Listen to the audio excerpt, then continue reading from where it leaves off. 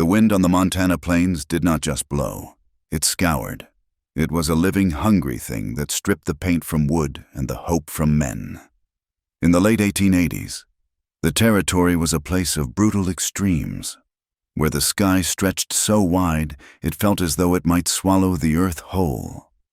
Lucas Ward stood on a ridge overlooking the northern line of his property, his gloved hands gripping the wire cutters until his knuckles turned white. It was late autumn, but the air already carried the metallic tang of coming snow. The summer had been merciless, a drought that turned the soil to gray powder and left the creek beds looking like cracked bones. He had spent the morning tightening fence lines that kept a herd so sparse it hardly seemed worth the effort. He was a man in his early 30s, though the sun and the wind had etched lines around his eyes that made him look older. He was broad-shouldered and built for heavy labor, moving with a deliberate, quiet economy. He did not waste motion, and he did not waste words. To the people of Dusty Creek, he was a ghost in flesh and blood. They said he was cursed. They whispered that his heart had frozen solid the winter his wife died out here, alone in the drifts, while he was miles away trying to save a heifer. They were not entirely wrong. Lucas finished the splice in the wire and looked out toward the horizon. The mountains were jagged purple teeth in the distance, indifferent to his struggle. He wiped a smudge of grease from his cheek, mounted his horse, a sturdy bay gelding named Hammer, and turned toward the faint rutted track that led to town. It was supply day. He went to Dusty Creek once a week, regular as a clock, not because he craved company, but because survival demanded flour, coffee, and nails. Dusty Creek lived up to its name. It was a cluster of weather-beaten buildings clinging to the earth as if afraid the wind would carry them off to the Dakotas. The main street was a wide scar of dirt, rutted by wagon wheels and littered with horse manure. The tension in the air was thicker than the dust. You could feel it in the way men walked, hands hovering near their belts, and in the way shopkeepers watched the street. The cattle baron Ephraim Cole had been squeezing the life out of the smaller ranchers and farmers, cutting off water rights and buying up debt, and the town was fracturing under the pressure. Lucas tied Hammer to the rail outside the general store and stepped inside. The bell above the door jingled, a cheerful sound that seemed out of place in the gloom of the interior. The air smelled of pickle brine, sawdust, and cured tobacco. Silas, the storekeeper, nodded to him from behind the counter. Lucas nodded back, moving through the aisles to gather his necessities. He was measuring out a pound of coffee beans when voices drifted over from the dry goods section. Two women stood by the bolts of calico, their bonnets close together, their voices pitched in that hushed, venomous tone reserved for scandal. One of them was Mrs. Miller, the banker's wife. "I saw her again this morning," she said, snapping a length of ribbon between her fingers, walking right down the center of the street, as if she has not a singular shame in her soul. "The Hale woman," the other replied with a sniff. "Well, what do you expect? A woman who behaves like that, singing in a saloon like a common harlot. They say she is no better than she should be. My husband says it is a disgrace that the sheriff allows her to stay." Lucas paused, his hand hovering over the coffee scoop. He knew who they meant. Clara Hale. The name was common currency in Dusty Creek, usually exchanged with a sneer. "She will come to a bad end." "Mrs." Miller said with grim satisfaction. "Just you wait. A woman cannot fall that far and expect to land soft. She is looking for a protector. Mark my words. But who would have her? Damaged goods." Lucas finished filling his sack, his jaw set hard. He had no patience for gossip. It was a poison that rotted a town from the inside, and he had tasted enough of it after his own wife passed. He walked to the counter, the heavy thud of his boots silencing the women. They looked at him, their eyes widening slightly, and then turned away, pretending to admire the fabric. He paid Silas in silence and walked out into the blinding afternoon sun. He was stowing the supplies in his saddlebags when he saw her. Clara Hale was walking on the opposite side of the street. She carried a bundle of mending wrapped in brown paper, clutching it to her chest as if it were a shield. She was in her mid-20s, a woman who might have been beautiful if she were not so visibly exhausted. Her dress was a faded blue cotton, washed so many times it was nearly gray, and he could see the careful, desperate stitching where it had been patched at the hem. But it was the way she walked that caught him. Her boots were worn down at the heels, yet she kept her chin lifted, staring straight ahead, refusing to look at the men loitering in front of the saloon who called out to her. "Give us a smile, Clara!" one shouted, followed by a chorus of rough laughter. "How much for a song, darlin'?" another yelled. "Or do you charge extra for the private ones?" She did not flinch, though Lucas saw her knuckles whiten around her bundle as she passed the hitching rail where he stood. She glanced up. For a second, the noise of the street faded. Her eyes were dark, shadowed by fatigue and a wariness that reminded Lucas of a cornered animal.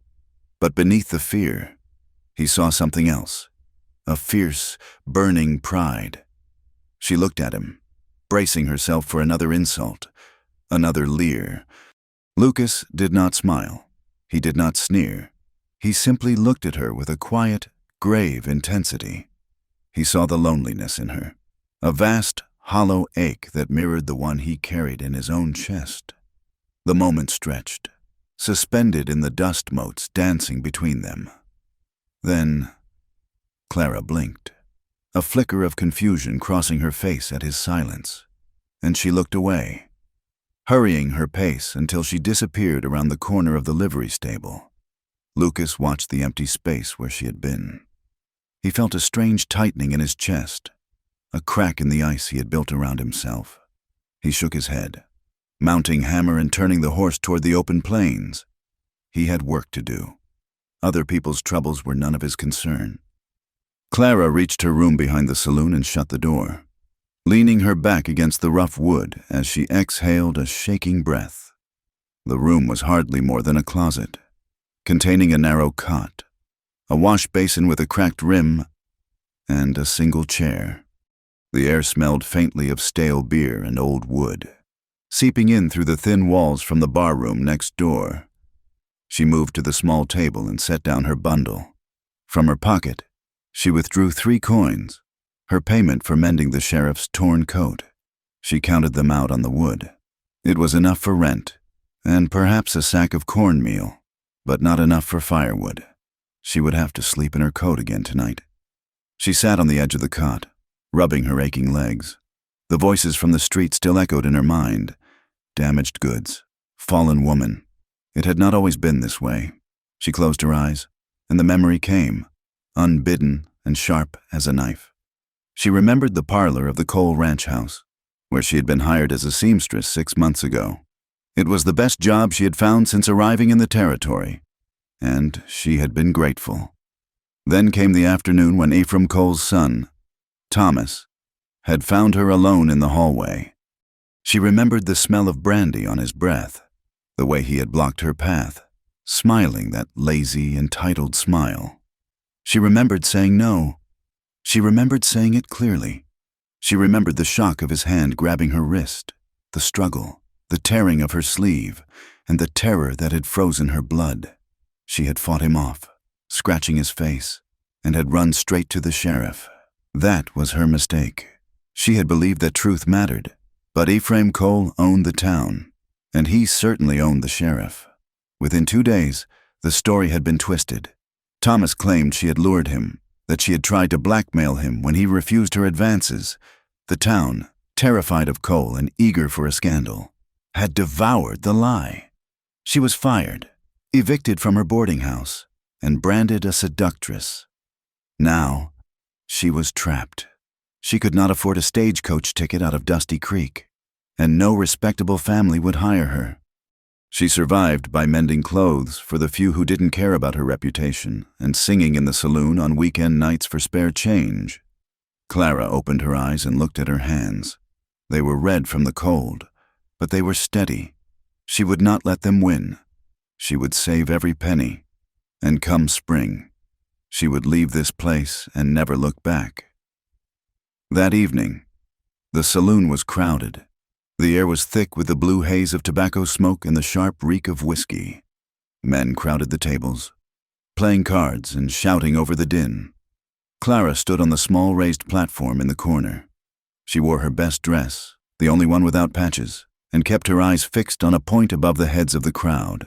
The piano player, a tired old man named Jeb, struck the opening chords. She began to sing. Her voice was not a saloon girl's voice. It was not brassy or loud. It was a clear, haunting soprano that cut through the noise like a beam of light through murky water. She sang an old ballad about a lover lost at sea, a song of grief and enduring hope. Hard times come again no more. Gradually, the shouting at the card tables died down. The clinking of glasses softened. Men who had been ready to jeer found themselves staring into their drinks, caught by the raw, naked sorrow in the sound. Outside, in the deepening twilight, Lucas Ward pulled his horse to a halt.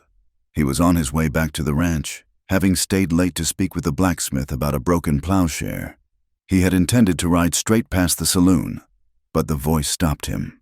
It drifted out over the swinging doors, mournful and pure. It sounded like the wind singing through the wires on a lonely night. It sounded like everything he tried not to feel. Lucas sat motionless in the saddle, the reins loose in his hand. He listened to the way her voice trembled on the high notes, not from weakness, but from emotion. He felt a sudden, irrational urge to dismount, to walk through those doors, and to see the woman who could sing like that in a place like this. He imagined walking in.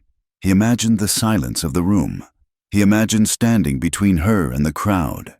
The horse stamped a hoof, breaking the spell. Lucas shook his head, angry at his own foolishness. He was a rancher with a failing herd and a haunted house. He had nothing to offer a woman, least of all one with the whole town against her. He gathered the reins, clicked his tongue to hammer, and rode away into the gathering dark, the song fading behind him but echoing in his mind for miles. 3 days later, the sky turned the color of a bruised plum. It started with a drop in temperature so sudden it felt like a door had been left open to the Arctic. By noon, the wind was screaming down from the north, carrying ice crystals that stung the skin like ground glass. It was early for a blizzard, even for Montana, but the weather cared nothing for the calendar. Lucas was 5 miles from his house, up near the rocky ravines that marked the western edge of his land. He had been looking for a stray calf that had separated from the herd. The snow was coming down hard now, a white curtain that reduced the world to a radius of 20 feet. He had given up on the calf. The priority now was his own survival. He turned Hammer around, pulling his heavy buffalo hide coat tighter around his neck. The wind was a deafening roar, drowning out all sound. He kept his head down, trusting the horse to find the footing on the treacherous, ice-slicked trail. They were passing a narrow draw, a place where the land dipped sharply between jagged boulders, when Hammer shied violently, nearly unseating him. "Steady," Lucas growled, tightening his grip. He looked to see what had spooked the animal.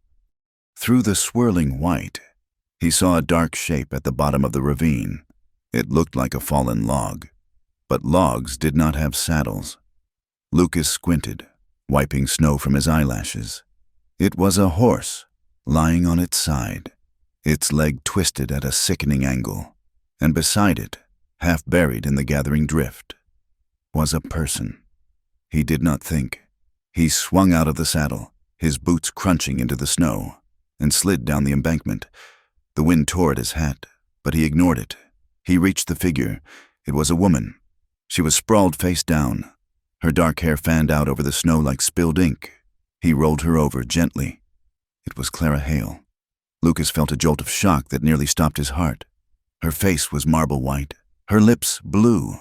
There was a deep, ugly gash on her right thigh where the fabric of her dress had been torn away, likely from the fall or the thrashing of the horse. The snow beneath her leg was stained a bright, shocking crimson. "Miss Hale!" he shouted over the wind, shaking her shoulder. "Clara!" She did not open her eyes, but a low moan escaped her lips. Her skin was ice cold to the touch. She was already in the grip of hypothermia. He looked at her horse. The animal was dead, its neck broken in the fall.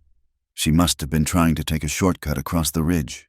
perhaps trying to leave town before the storm hit, and the horse had slipped. Lucas looked up at the sky. The storm was intensifying. The whiteout was total now. Town was 10 miles away, back over open, undefended ground. If he tried to take her there, they would both freeze to death before they reached the first building. His ranch was closer. It was isolated, lonely, and cut off, but it had walls, a roof, and fire. "All right," he muttered, more to himself than to her. "All right." He pulled off his heavy coat. The cold hit him like a physical blow, punching the air from his lungs, but he wrapped the coat around Clara, tucking the thick fur against her body. He lifted her. She was light, terrifyingly light, a bundle of fragile bones and freezing flesh. Getting her up the embankment was a brutal struggle. His boots slipped on the frozen rocks. He gasped for air, his muscles burning, clutching her tight to keep her from jarring her injured leg. When he finally reached the trail, Hammer was waiting, head low against the wind.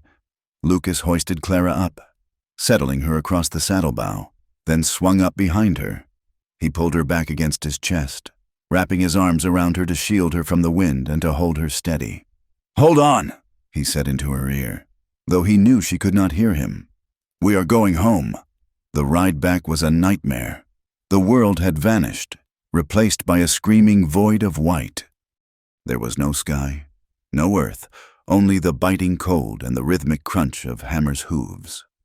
Lucas navigated by memory and instinct, feeling the slope of the land. Every few minutes, he shook Clara gently. "Stay with me," he yelled. "Do not sleep. You hear me? Do not sleep." She murmured something unintelligible, her head lolling against his shoulder. He felt the heat of her blood soaking through his trousers where her leg pressed against his. She was bleeding too much. Time lost its meaning. It might have been an hour, it might have been a day. His own hands were losing feeling, his face numb. He began to talk to her, just to keep his own mind focused, to keep the encroaching darkness at bay. "Just a little farther," he rasped. "There is a warm stove. There is coffee. You hold on.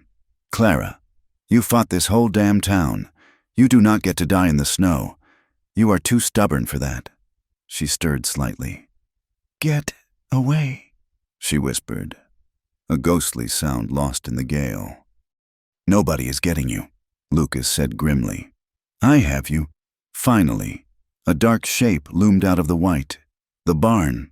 Lucas nearly sobbed with relief.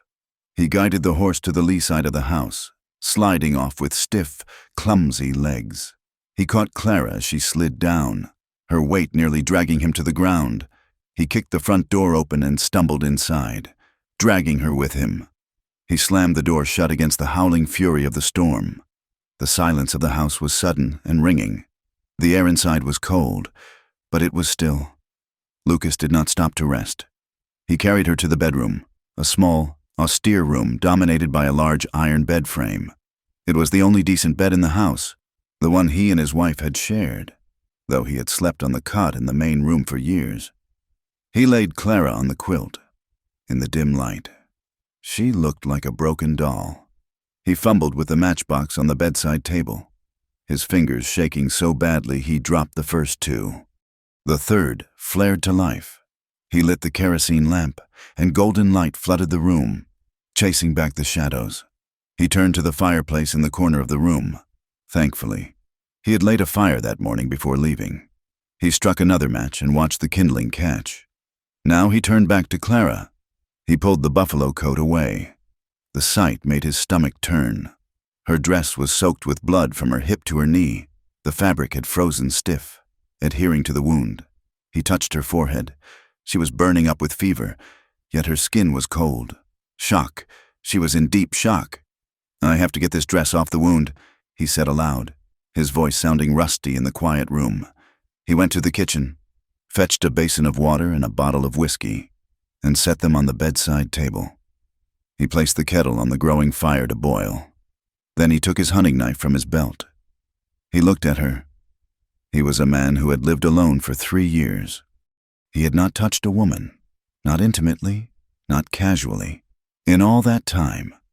Now, He had to cut the clothes off a woman the whole town called a harlot, a woman he barely knew, to save her life. He felt a flush of heat that had nothing to do with the fire. He took a breath, steeling himself. He was a rancher. He had stitched horses and cattle. He had set bones. This was flesh and blood. It was survival. He sat on the edge of the bed. Clara's eyes were closed, her breathing shallow and ragged. "I am sorry, Clara," he whispered. He slid the sharp blade of the knife under the hem of her skirt, just above the knee, and began to cut upward through the blood-stiffened cotton. The sound of the fabric tearing seemed incredibly loud. Outside, the wind howled like a banshee, rattling the window panes in their frames. The snow piled up against the glass, sealing them in, for tonight, and likely for days to come. The world outside ceased to exist. There was only this room, the flickering firelight, and the woman bleeding on his bed. Lucas Ward steadied his hands, dipped a cloth into the water, and prepared to work. The knife blade sliced through the wet, heavy wool of Clara's dress with a sound like tearing parchment. Lucas held his breath, his hand steady despite the tremors of cold that still rattled his own bones. The fire in the hearth was roaring now, casting long, dancing shadows against the log walls, but the heat had not yet penetrated the corners of the room. He peeled back the layers of fabric, the skirt, the petticoat, trying to preserve her modesty even as he worked to save her leg. He felt a flush of heat rise up his neck, a sharp, uncomfortable awareness of her skin against the rough blankets. He was a man who had lived in silence and solitude for years, and the sudden presence of a woman, laid out on his marriage bed, felt like a violation of a sacred, mournful space. But the sight of the wound drove the embarrassment from his mind. It was a jagged, ugly tear running from her mid-thigh down toward the knee. The flesh was pale and angry, the edges rimmed with the blue-black of bruising where the horse must have crushed her against the rocks. Dirt and debris from the trail were ground into the cut. "Easy now," he murmured, though she was deeply unconscious. Her head rolled on the pillow, her face ash-gray in the lamplight. He reached for the bottle of whiskey on the bedside table. He uncorked it with his teeth, the sharp fumes biting his nose. He poured a generous amount onto a clean rag, then hesitated. This was going to hurt. It was going to hurt like fire. He pressed the soaked rag to the wound. Clara's body jerked as if struck by lightning. A low, guttural cry tore from her throat, and her eyes flew open, wide and unseeing, filled with panic. Her hands scrabbled at the quilt, knuckles turning white. "Hold still," Lucas ordered, his voice rough with tension. He pressed harder, needing to clean the grit out before infection could take hold. In this country, a bad infection was a death sentence as surely as a bullet. Clara gasped, her chest heaving. The pain cut through the fog of her hypothermia, dragging her into a sharp, agonizing clarity. She looked at him, but her eyes were not focusing on his face. She was looking through him, lost in a haze of agony and fear. Lucas discarded the rag and picked up the needle he had threaded with silk. He had sterilized it in the flame of the lamp, but it was a crude tool for such delicate work. He pinched the edges of the skin together. "I have to stitch it," he told her, not knowing if she understood. "I am sorry." He drove the needle through the skin. Clara screamed, a short, sharp sound that was swallowed by the howling wind outside. She tried to pull away, but Lucas used his free hand to pin her leg to the mattress, his grip firm. "Almost done," he lied. He had barely started. Tears leaked from the corners of her eyes, tracking through the dirt on her cheeks. She was shivering violently, her teeth chattering with a sound like dry bones rattling together. As he prepared for the third stitch, her hand shot out and grabbed his wrist, her grip surprisingly strong. She looked at him then, really looked at him, her dark eyes swimming with a desperate, terrified plea. "Don't," she whispered, her voice a broken rasp. Lucas paused, the needle hovering. "I have to. Clara, it will not heal otherwise." She shook her head against the pillow, her breath hitching. "Don't! Stop!" The words hung in the air, fragile and heavy, for a heartbeat. Lucas froze. The phrase twisted in his mind, filtered through the poison of the town's gossip. Don't stop. It was what a lover said in the heat of passion. It was what the men in the saloon joked she said to anyone with a coin in his pocket. For a split second, a dark, shameful heat flared in Lucas's chest, a mix of revulsion and a sudden, unwanted spike of desire.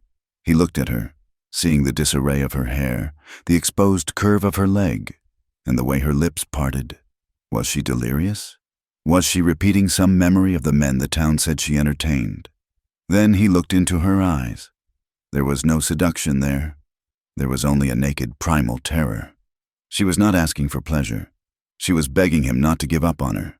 She was terrified that he would see the damage, see the trouble she was, and leave her there to bleed out in the cold. She was asking him to finish the job of saving her. Shame washed over Lucas, cold and bracing. He cursed himself silently for the thought. He was no better than the gossips in the general store, judging a dying woman by the lies of small-minded men. "I am not stopping," he said, his voice dropping to a low, steady rumble. He shifted his grip on her leg, his touch turning gentler. "I am right here. I am not going anywhere until you are whole again." She seemed to sag into the mattress, the fight draining out of her. Her hand slipped from his wrist, falling limp onto the coverlet. "Okay," she breathed. "Okay."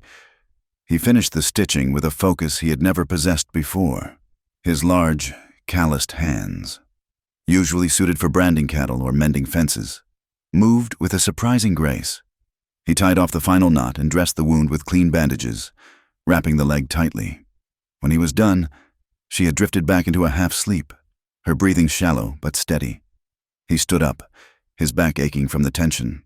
He looked at the bloody, tattered remains of her dress. It was ruined, and it was wet. He could not leave her in it. He went to the heavy oak wardrobe in the corner and pulled out one of his own work shirts, a thick gray flannel that smelled of cedar and soap. He approached the bed again. "Clara," he said softly, "we need to get you out of these wet things." She did not answer. He worked quickly, his face burning. He unbuttoned the bodice of her dress, trying to look only at the fastenings. He peeled the wet fabric down, lifting her shoulders to slide the dress off. He saw the curve of her collarbone, the pale slope of her shoulder, the delicate fragility of her ribcage. She was too thin. He averted his eyes, focusing on the far wall where the firelight played against the logs. He maneuvered her arms into the sleeves of his shirt. It swallowed her, the cuffs hanging inches past her fingertips. He buttoned it up to her chin, creating a shroud of gray flannel that hid her away. He pulled the heavy quilt up to her neck, tucking the edges in tight around her body, swaddling her like a child. Only then did he allow himself to look at her face again. She looked small in the center of the large bed, drowned in his clothes and his blankets. Lucas walked to the window and scraped a circle in the frost on the glass. Outside, the world was gone. The snow was a solid wall of white, piling up against the logs. The wind battered the house, seeking any crack to enter. They were buried. He turned back to the room. He was trapped in here with a woman he barely knew, a woman the town despised, a woman who was currently sleeping in the bed where his wife had died. He pulled the rocking chair closer to the fire, sat down, and prepared to wait. Hours bled into one another. The storm outside did not relent. If anything, it grew more furious, the wind shrieking like a wounded animal. Inside, the only sounds were the crackle of the fire and Clara's uneven breathing. Sometime deep in the night, Clara stirred. She opened her eyes, blinking against the amber glow of the lamp. For a long moment, she lay perfectly still, her mind struggling to bridge the gap between the freezing cold of the ravine and this warm, soft place. She smelled wood smoke and cedar. She felt heavy warmth pressing down on her. She tried to sit up, but a sharp, tearing pain in her legs slammed her back down. She gasped, the sound loud in the quiet room. "Easy," a voice said from the shadows. Clara flinched, turning her head sharply. A man was sitting in a chair by the hearth. In the dim light, he looked like a mountain, broad shoulders, dark hair, a face carved from granite. Memory rushed back. The storm, the fall, the man on the horse, the rancher. Lucas Ward. You, she croaked. Her throat felt like it was lined with sandpaper. Lucas stood and moved to the bedside. He poured water from a pitcher into a tin cup and held it out. Drink, slowly. She struggled to lift her head. He hesitated, then slid a hand behind her neck, supporting her. His hand was warm and rough. She drank greedily, the water cool and sweet. Where, she began, then stopped to cough. Where am I? My ranch, Lucas said. He took the cup back and set it down. Found you near the ravine. Horse is dead. Leg is stitched. Clara looked down at herself. She saw the gray flannel shirt, the sleeves rolled up to free her hands. She felt the thick bandage on her leg under the covers. A flush of shame heated her cheeks. He had undressed her. He had seen everything. She pulled the quilt higher, her eyes darting to his face. She was used to men who expected payment for their kindness. She was used to hands that took rather than gave. She swallowed hard.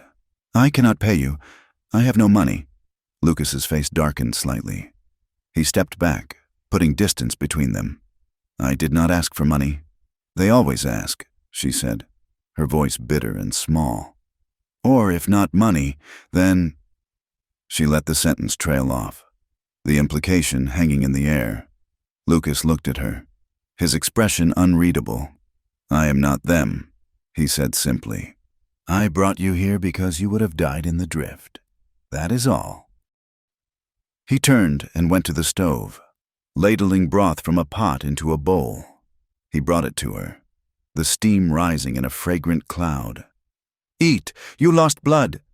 Clara took the bowl with trembling hands. She watched him as he retreated to his chair, sitting with his back straight, eyes fixed on the fire. He was not looking at her. He was not leering. He seemed uncomfortable. Thank you, she said, the words feeling strange on her tongue. Eat, he repeated. The silence that followed was awkward, filled with the unspoken weight of who they were, the disgraced woman and the widower. But beneath the awkwardness, there was a tentative peace. The wind howled outside, trying to tear the roof off. But in here, the fire held the cold at bay. The fever came later. Lucas had dozed off in the chair, his chin on his chest. But the sound of Clara tossing and turning woke him instantly. He went to the bed. She was thrashing, her head moving restlessly from side to side. Her skin was burning hot to the touch, flushed with a sickly red color. No, she muttered, her voice high and thin. No, please, I didn't mean to. Lucas dipped a cloth in cool water and wiped her forehead. She leaned into the touch, seeking the cold.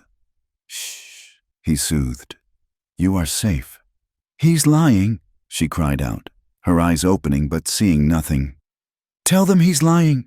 She was back in the town, back in the moment her life had fallen apart. Lucas felt a surge of anger, not at her, but at the invisible tormentors haunting her fever dreams. He wrung out the cloth and pressed it to her neck. She quieted for a moment. Then her hand shot out, grasping for something in the empty air. Lucas caught her hand, his large fingers engulfing her small, hot ones. Don't stop, she whispered again. This time, the words were different. There was no pain in them, only a terrified, childlike need. She was pleading with the darkness not to swallow her. She was begging for a tether. I am here, Lucas said, his voice rough. I am holding you. Don't leave, she whimpered. Everyone leaves. The words struck Lucas in the center of his chest. He looked at the woman gripping his hand as if it were the only solid thing in the universe. He thought of his wife, Sarah. He thought of the morning he had ridden out to check the herd, leaving her smiling at the door, only to return to a silence that would never be broken. Everyone leaves. Or they get left. He squeezed Clara's hand. I am not leaving. Clara, I am right here. She seemed to hear him. Her breathing hitched, then settled. She did not let go of his hand, and he did not pull away. He sat on the edge of the bed, watching the firelight play across her face. He felt a strange pulling sensation in his chest, a warmth that terrified him. It had been so long since he had touched another living soul with anything other than a handshake or a transaction. Holding her hand felt dangerous. It felt like opening a door he had locked and barred 3 years ago. He told himself it was just pity. She was sick, she was weak, she was a guest under his protection. But as he watched the pulse beat in her throat, he knew it was more than pity. It was a recognition. 2 broken things, washed up on the same shore by the storm. The next day, the storm had not broken, but the fever had. Clara woke feeling weak as a kitten, but her mind was clear. The room was bright with the gray, diffuse light of a snow-buried day. Lucas was not in the chair. She pushed herself up, wincing as her leg throbbed. She looked around the room. It was masculine and sparse, a heavy dresser, a washstand, the iron bed. There were no curtains, only wooden shutters. Her eyes landed on a small shelf near the window. There was a single photograph in a silver frame, polished to a shine. She stared at it. It was a tintype of a woman. She was sitting in a chair, her hands folded in her lap, wearing a dress with a high lace collar. She was smiling, a soft, gentle smile that seemed to light up the grainy image. The door opened, and Lucas entered, carrying an armload of firewood. He stopped when he saw her sitting up. "You are awake," he said. He sounded relieved. "Yes," she pulled the blanket up. "The fever broke. I think," he nodded, kneeling to feed the fire. The scent of cold air and pine clung to him. He looked tired, dark circles under his eyes. "Who is she?" Clara asked softly, gesturing to the photograph. Lucas stiffened. His back was to her, and she saw the muscles in his shoulders tense under his shirt. He placed a log on the grate with deliberate, slow care. "That is Sarah," he said without turning around. "My wife." "She is beautiful," Clara said. "She was." Lucas stood up and dusted his hands on his trousers. He turned to face her, his expression closed and hard. "She died 3 years ago." "I heard," Clara said, daring to push a little. "The town, they say it was winter." "It was winter," Lucas said, his voice flat. "I was out checking fences. A blizzard blew in, fast, like this one. She went into labor early. By the time I got back," he looked at the floor. "The house was cold." The guilt in his voice was so heavy it almost had a physical weight. He did not blame the storm. He blamed himself. Clara felt a sudden, piercing ache for him. She knew what it was like to be blamed for things you could not control. "It wasn't your fault," she said. Lucas looked up, his eyes flashing. "I was not here. That is my fault." "You were working," Clara insisted. "You were trying to keep the ranch alive. You could not have known." He looked away, staring out the frosted window. "It is a man's job to know, to protect." Clara looked at her hands. "Sometimes," she said quietly, "you can do everything right, and the world still crushes you." Lucas turned back to her, his gaze intense. "Is that what happened to you, with the coal boy?" Clara froze. She had not expected him to ask. She had expected him to ignore the rumors, or to believe them silently. "You heard the stories," she said, her voice tight. "I heard what the town says." Lucas said, "I want to hear what you say." Clara took a breath. She looked at the quilt, tracing the stitching with her finger. "I needed work. Ephraim Cole hired me to sew for his wife. I thought it was a blessing." She laughed bitterly. "Thomas, he is the golden son. He thinks everything belongs to him, the land, the horses, the women." She looked up at Lucas, her chin lifting in that defiant way he had seen on the street. "He cornered me in the hallway. He was drunk. He put his hands on me. I said no. I fought him. I scratched his face." She paused, waiting for the skepticism, waiting for the question, "But what were you wearing? But did you smile at him?" "I went to the sheriff," she continued, her voice trembling slightly. I thought the law was for everyone, but Thomas told them I invited him. He told them I tried to blackmail him when he rejected me. And because he is a Cole, and I am nobody, they believed him." She stopped. her chest heaving. She searched Lucas's face, bracing herself for the disgust. But there was no disgust. Lucas's jaw was set so hard a muscle feathered in his cheek. His hands were clenched into fists at his sides. His eyes were not cold. They were burning. "Ephraim Cole," Lucas said, the name sounding like a curse. "And his son. They are rot in this valley." Clara blinked, surprised. You believe me?"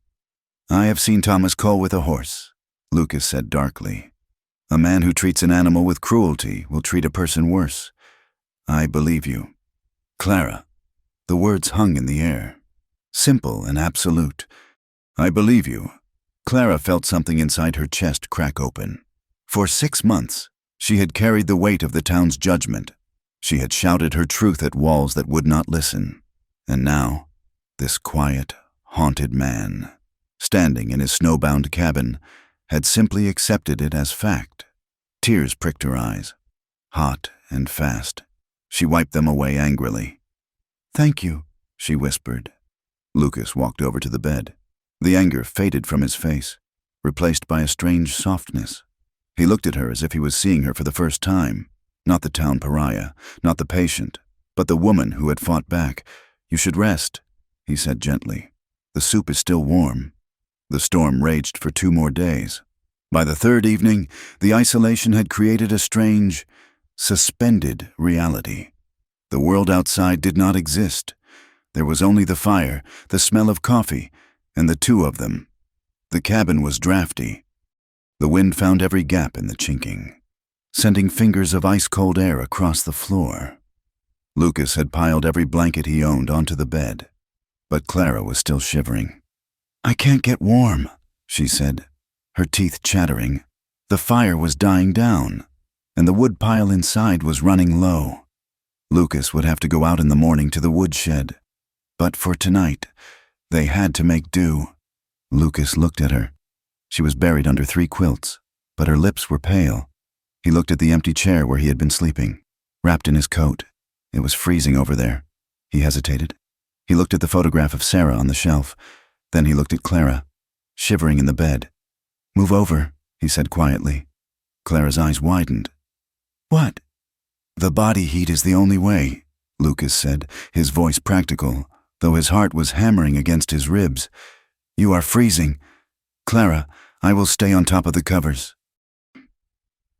Clara hesitated, then scooted to the far side of the mattress against the wall. Lucas blew out the lamp. The room plunged into darkness, lit only by the dying embers in the hearth. He took off his boots and lay down on top of the quilts, his back to her. The mattress dipped under his weight. He was close, so close. "Is that better?" he asked into the dark. "Yes," she whispered.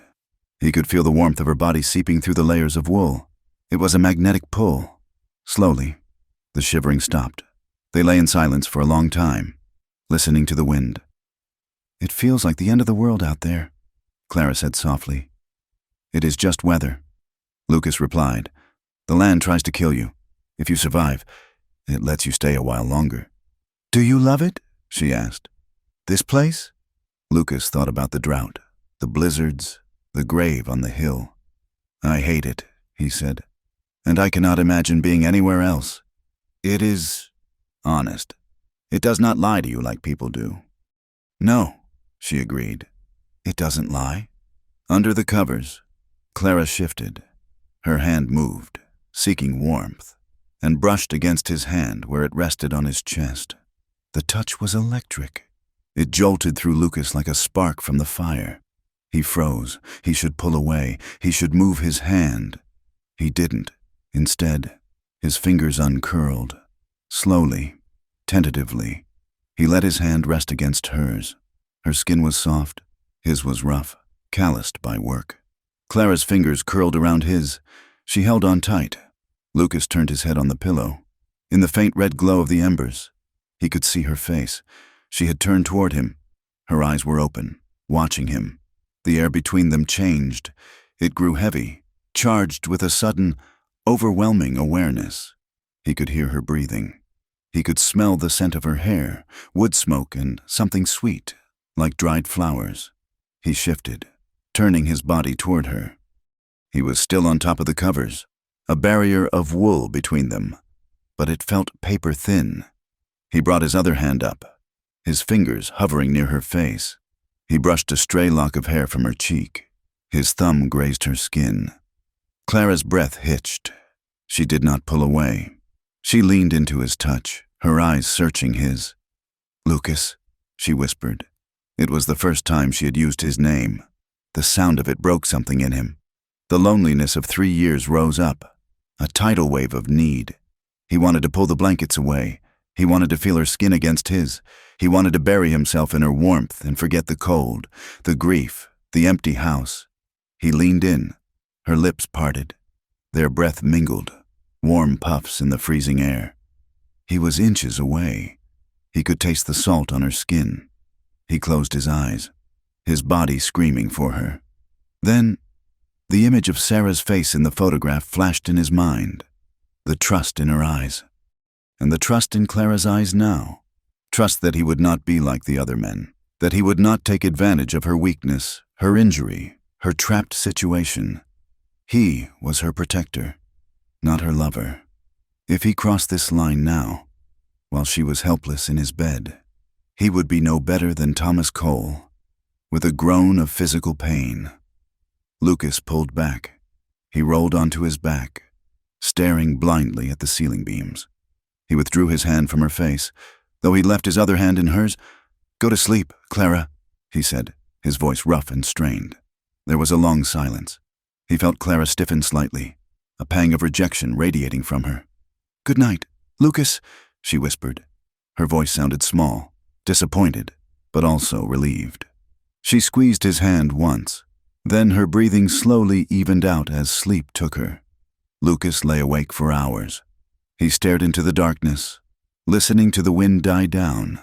He was warm for the first time in years, but his mind was a storm. He had let her in. He had let a stranger, a fallen woman, into his house, into his bed, into his grief. He had told her about Sarah. He had held her hand. He had wanted her. The solitude he had built around himself like a fortress had a crack in it now, a fissure wide enough for the light to get in. And as the first gray light of dawn crept across the ceiling, Lucas Ward realized with a terrified certainty that he did not want her to leave. He was scared of the town, scared of the memory of his wife, but he was more scared of the silence returning when she was gone. He closed his eyes, his hand still gripping hers, and finally let himself sleep. Dawn did not break so much as it bled slowly into existence. The light that filtered through the cracks in the shutters was the color of old iron, flat and cold. The storm had finally exhausted itself, leaving behind a silence so profound it felt heavy, pressing against the eardrums like deep water. Lucas Ward opened the front door and was greeted by a wall of white. The drift had piled up waist-high against the porch, a sculpted wave frozen in the act of crashing. Beyond it, the world had been erased. The familiar landmarks, the fence line, the woodpile, the path to the barn, were softened into undulating mounds of snow. He stepped out, his boots sinking deep, the cold biting through his trousers instantly. He exhaled, and his breath formed a thick cloud that hung in the still air. It was a landscape of absolute purity and absolute indifference. The ranch was no longer connected to the earth. It was an island, adrift in a frozen sea, cut off from Dusty Creek, from the law, and from time itself. Inside the cabin, Clara woke to the sound of a shovel scraping against wood. She lay still for a moment, the memory of the previous days washing over her. The fever had receded, leaving her feeling hollowed out but clear-headed. Her leg throbbed with a dull, rhythmic ache, a reminder of the jagged tear beneath the bandages. She pushed herself up on her elbows, looking down at herself. She was still wearing Lucas's gray flannel shirt, the cuffs swallowed by the blankets. The intimacy of it, wearing his clothes, sleeping in his bed while he slept on the floor or in a chair, sent a flush of heat up her neck. It was improper. In the eyes of the town, it was damning. But when she looked at the window, seeing the frost ferns choking the glass, she knew the town might as well be on the moon. The door opened, and Lucas stomped in, shaking snow from his coat. He brought the cold with him, a sharp, bracing scent of winter air and pine. He looked at her, his eyes checking her face for signs of the fever returning. "Morning," he said, his voice rough with morning disuse. "Good morning," Clara replied, pulling the quilt higher. "Is it? Can we leave?" Lucas hung his hat on the peg and turned to the stove to warm his hands. "Not today. The drifts are too deep for the horses, and I cannot get the wagon through until the wind scours some of this down or the sun melts a crust on top. We are snowed in." Clara nodded, a mix of anxiety and strange relief settling in her chest. "I am taking up your bed. I should move to the chair." "You will stay in the bed," Lucas said, his tone brokering no argument. "You are healing. I can sleep on the floor just fine. It is not the first time I have roughed it in my own house." He poured 2 cups of coffee, the black liquid steaming in the chilly room. He brought one to her. As he handed it over, their fingers brushed, a fleeting contact that seemed to carry a spark. Lucas pulled his hand back quickly, turning away to check the fire. "I have to get to the barn," he said. "The stock will be thirsty. The troughs will be frozen solid." "Let me help," Clara said instinctively. Lucas looked at her leg, then at her face, a ghost of a smile touching his lips. "You can help by not tearing those stitches. Rest." The next 2 days passed in a rhythm that was quiet, domestic, and terrifyingly comfortable. The ranch demanded work, regardless of the weather. Lucas spent hours outside, battling the elements. From the window, Clara watched him. She saw him wading through the snow, carrying heavy bales of hay on his shoulders to the huddling cattle. She saw the rhythmic swing of the axe as he chopped ice from the water troughs, his breath puffing in white bursts like a steam engine. He worked with a relentless, punishing intensity, as if he were trying to exhaust the demons in his mind through sheer physical exertion. He was a man who did not know how to stop. He mended a section of the corral where the wind had torn a rail loose. He shoveled a path from the house to the barn and the wood pile. He checked the hooves of the horses. He was a force of nature, matching his strength against the indifference of the land. Clara, unable to sit idle while he worked himself to the bone, found her own ways to contribute. She found a makeshift crutch, a sturdy length of unparalleled wood Lucas had smoothed down for her, and hobbled around the main room. She washed the dishes, standing on one leg at the basin, scrubbing the tin plates until they shone. She found his mending pile, a basket of shirts with missing buttons and socks with holes in the heels, and set to work. Her hands, skilled from years of seamstress work, flew over the fabric. She darned the socks with the neat, invisible stitches. She reattached buttons. She even took a broom and swept the floor from the edge of the bed when her leg grew too tired to stand. When Lucas came in at midday, his face red from the wind and his eyebrows frosted with ice, he stopped in the doorway.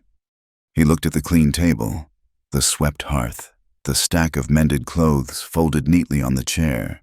He looked at Clara, who was sitting by the fire, peeling potatoes for a stew. "You did not have to do that," he said, nodding toward the clothes. "You saved my life." "Lucas," she said without looking up, the knife moving steadily. "Fixing a few buttons seems a poor trade, but it is what I have." He did not answer, but later, when he put on one of the mended shirts, she saw him run his thumb over the stitching, a thoughtful expression on his face. The silence of the high plains was a living presence. It was not an empty silence. It was vast. When the wind died down, the stillness was so complete that the snap of a burning log sounded like a gunshot. Clara learned the sounds of the house, the groan of the roof beams as the temperature dropped, the scratch of a mouse in the wall, the hiss of the kettle. Outside, the landscape was painted in shades of white and gray. The fields were blank pages. The tree line by the creek was a smudge of charcoal against a sky so pale it was almost translucent. Occasionally, the long, wavering cry of a coyote would drift down from the hills, a lonely, hungry sound that made Clara shiver and pull her shawl tighter. "They are close," she said one evening as the howling rose again. "They are hungry," Lucas said, looking up from the harness he was oiling by the fire. "Winter makes everyone bold, but they will not come near the house. They know the smell of a gun." "It sounds lonely," she said. "It is," Lucas replied. "But they have the pack. A coyote alone is a dead coyote. They sing to keep together." He looked at her then, the firelight casting deep shadows across his face. People are not so different. The evenings became their sanctuary.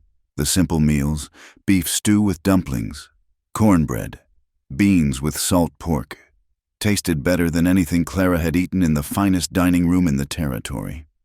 They sat at the small table, the lamp burning between them, the darkness pressed against the windows. The conversation, at first halting and practical, began to flow like a thawing creek.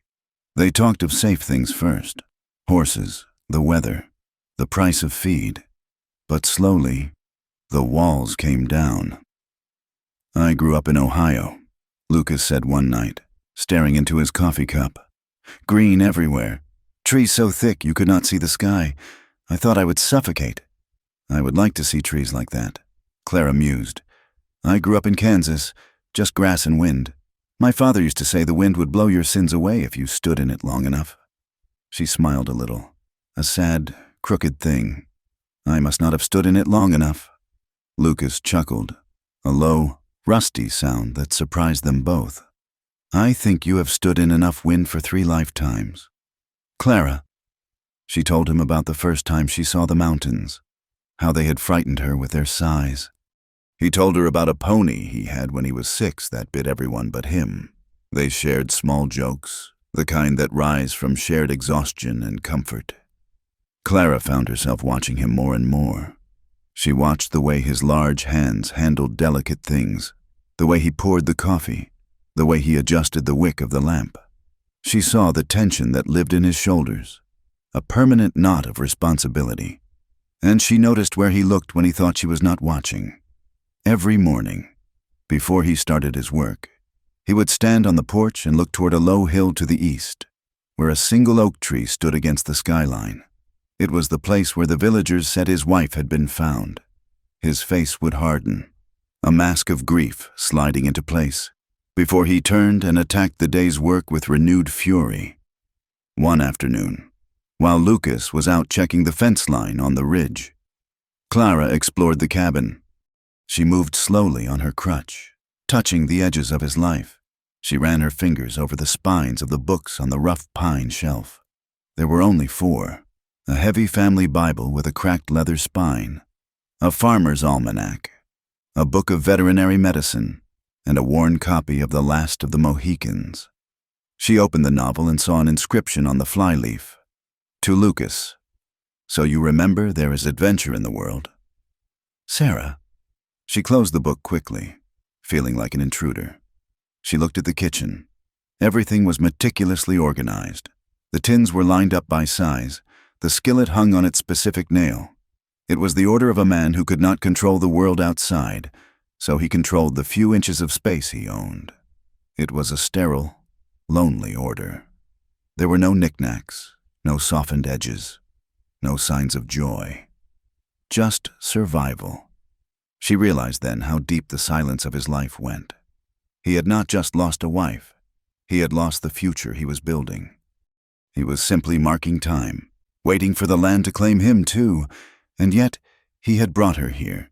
He had saved her. He had filled the house with the smell of cooking and the sound of a voice other than his own. When Lucas returned that evening, the air in the cabin felt different, charged. He stood by the door, unbuttoning his heavy coat. His fingers were stiff with cold and fumbled with the top button. "Here," Clara said, stepping forward. "Let me." She reached up. Lucas went still. She undid the button, her knuckles brushing against the rough stubble on his jaw. She could feel the heat radiating from him. She took the coat from his shoulders and hung it on the peg. When she turned back, he was watching her with an intensity that made her breath hitch. He reached out, almost involuntarily, and tucked a loose strand of dark hair behind her ear. His fingers lingered for a second on her cheek, rough skin against soft. "You look better," he said, his voice low. The color is back in your face. I feel better, she whispered. He pulled his hand back, clearing his throat. Supper will not cook itself. But the moment hung between them, shimmering in the air.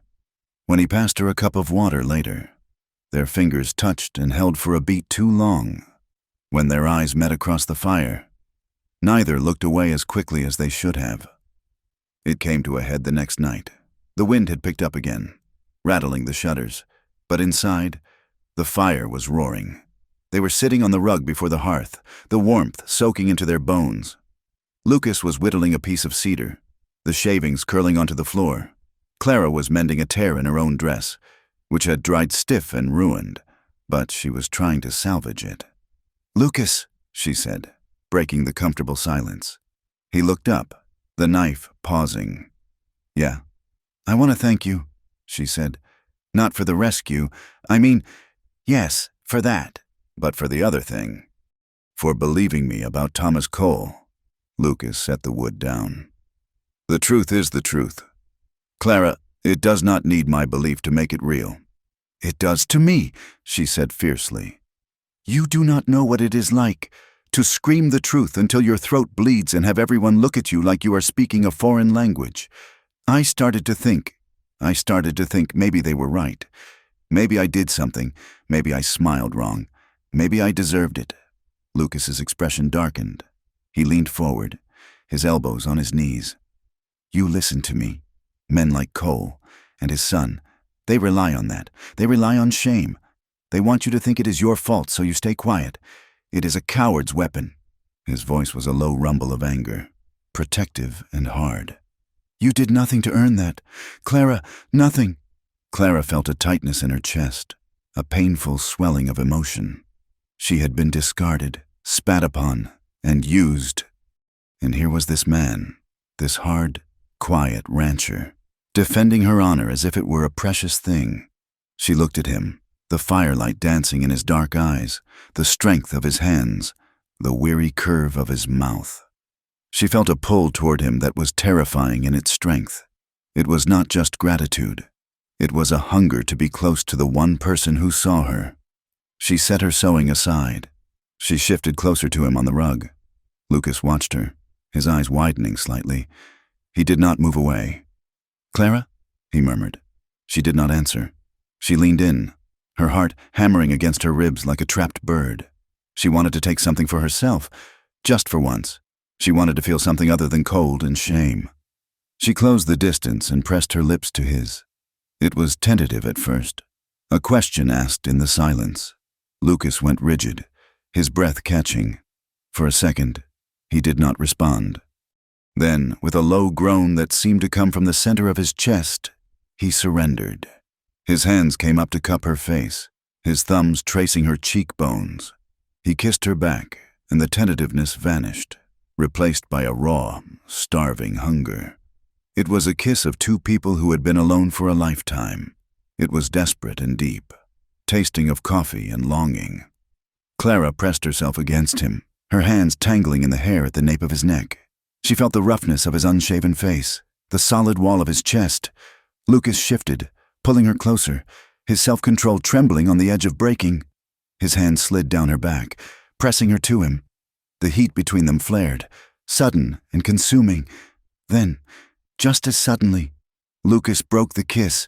He pulled back, his chest heaving, his eyes wide and dark. He gripped her shoulders, putting a few inches of space between them. "Clara!" he gasped. "Wait!" Clara stared at him, her lips swollen, her pulse roaring in her ears. "Why?" "I cannot," he said, his voice ragged. You are hurt. You are here because you have nowhere else to go. I will not be another man who takes what he wants just because you are vulnerable." Clara shook her head, confusion and hurt warring in her face. "You think I feel obliged? You think this is payment?"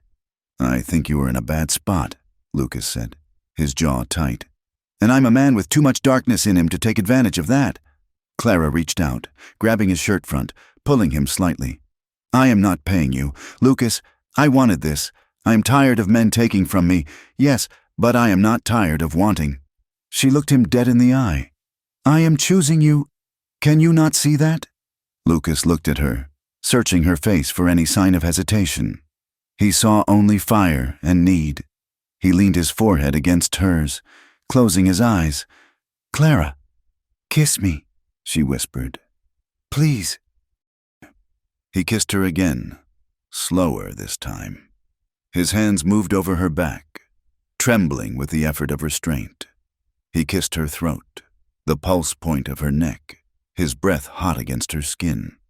But he did not take it further. When she tried to pull him down onto the rug, he resisted, gentle but firm. "No," he whispered against her hair. "Not like this. Not while you are healing. Not while the world is locked out." "Lucas," she pleaded softly. "I will not do it," he said, pulling back and looking at her with a fierce, sad resolve. "You deserve better than a quick tumble in the dark with a man who cannot even offer you a clear name. I will not add my name to the list of men who used you." Clara slumped back, frustration and a strange, aching tenderness filling her. He was stopping because he respected her. It was a foreign concept. "You are a stubborn man, Lucas Ward," she whispered, her voice shaking. "I have been told," he said. He reached out and squeezed her hand, his grip tight. "Go to sleep, Clara, before I lose the little sense I have left." They slept in the bed again that night, Clara under the covers, Lucas on top. But this time, he held her. His arm was draped over her waist, holding her anchored tight against him. They did not speak, but the air between them was electric, heavy with what had happened and what had been held back. The morning brought a brilliant, blinding sun. The sky was a hard, polished blue. The temperature had risen overnight, and the sound of dripping water echoed from the eaves.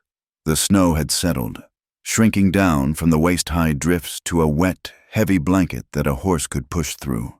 Lucas stood at the window, drinking coffee. He looked at the road.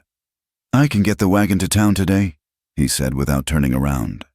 Clara, sitting up in bed, felt a cold stone drop in her stomach. The bubble was bursting. The world was coming back. "Today?" she asked. "Your leg needs a doctor," Lucas said. "My stitching held, but I am not a surgeon, and you need rest that is not on a lumpy mattress in a drafty cabin." "I see," Clara said quietly. There was an awkward heaviness in the room as they packed.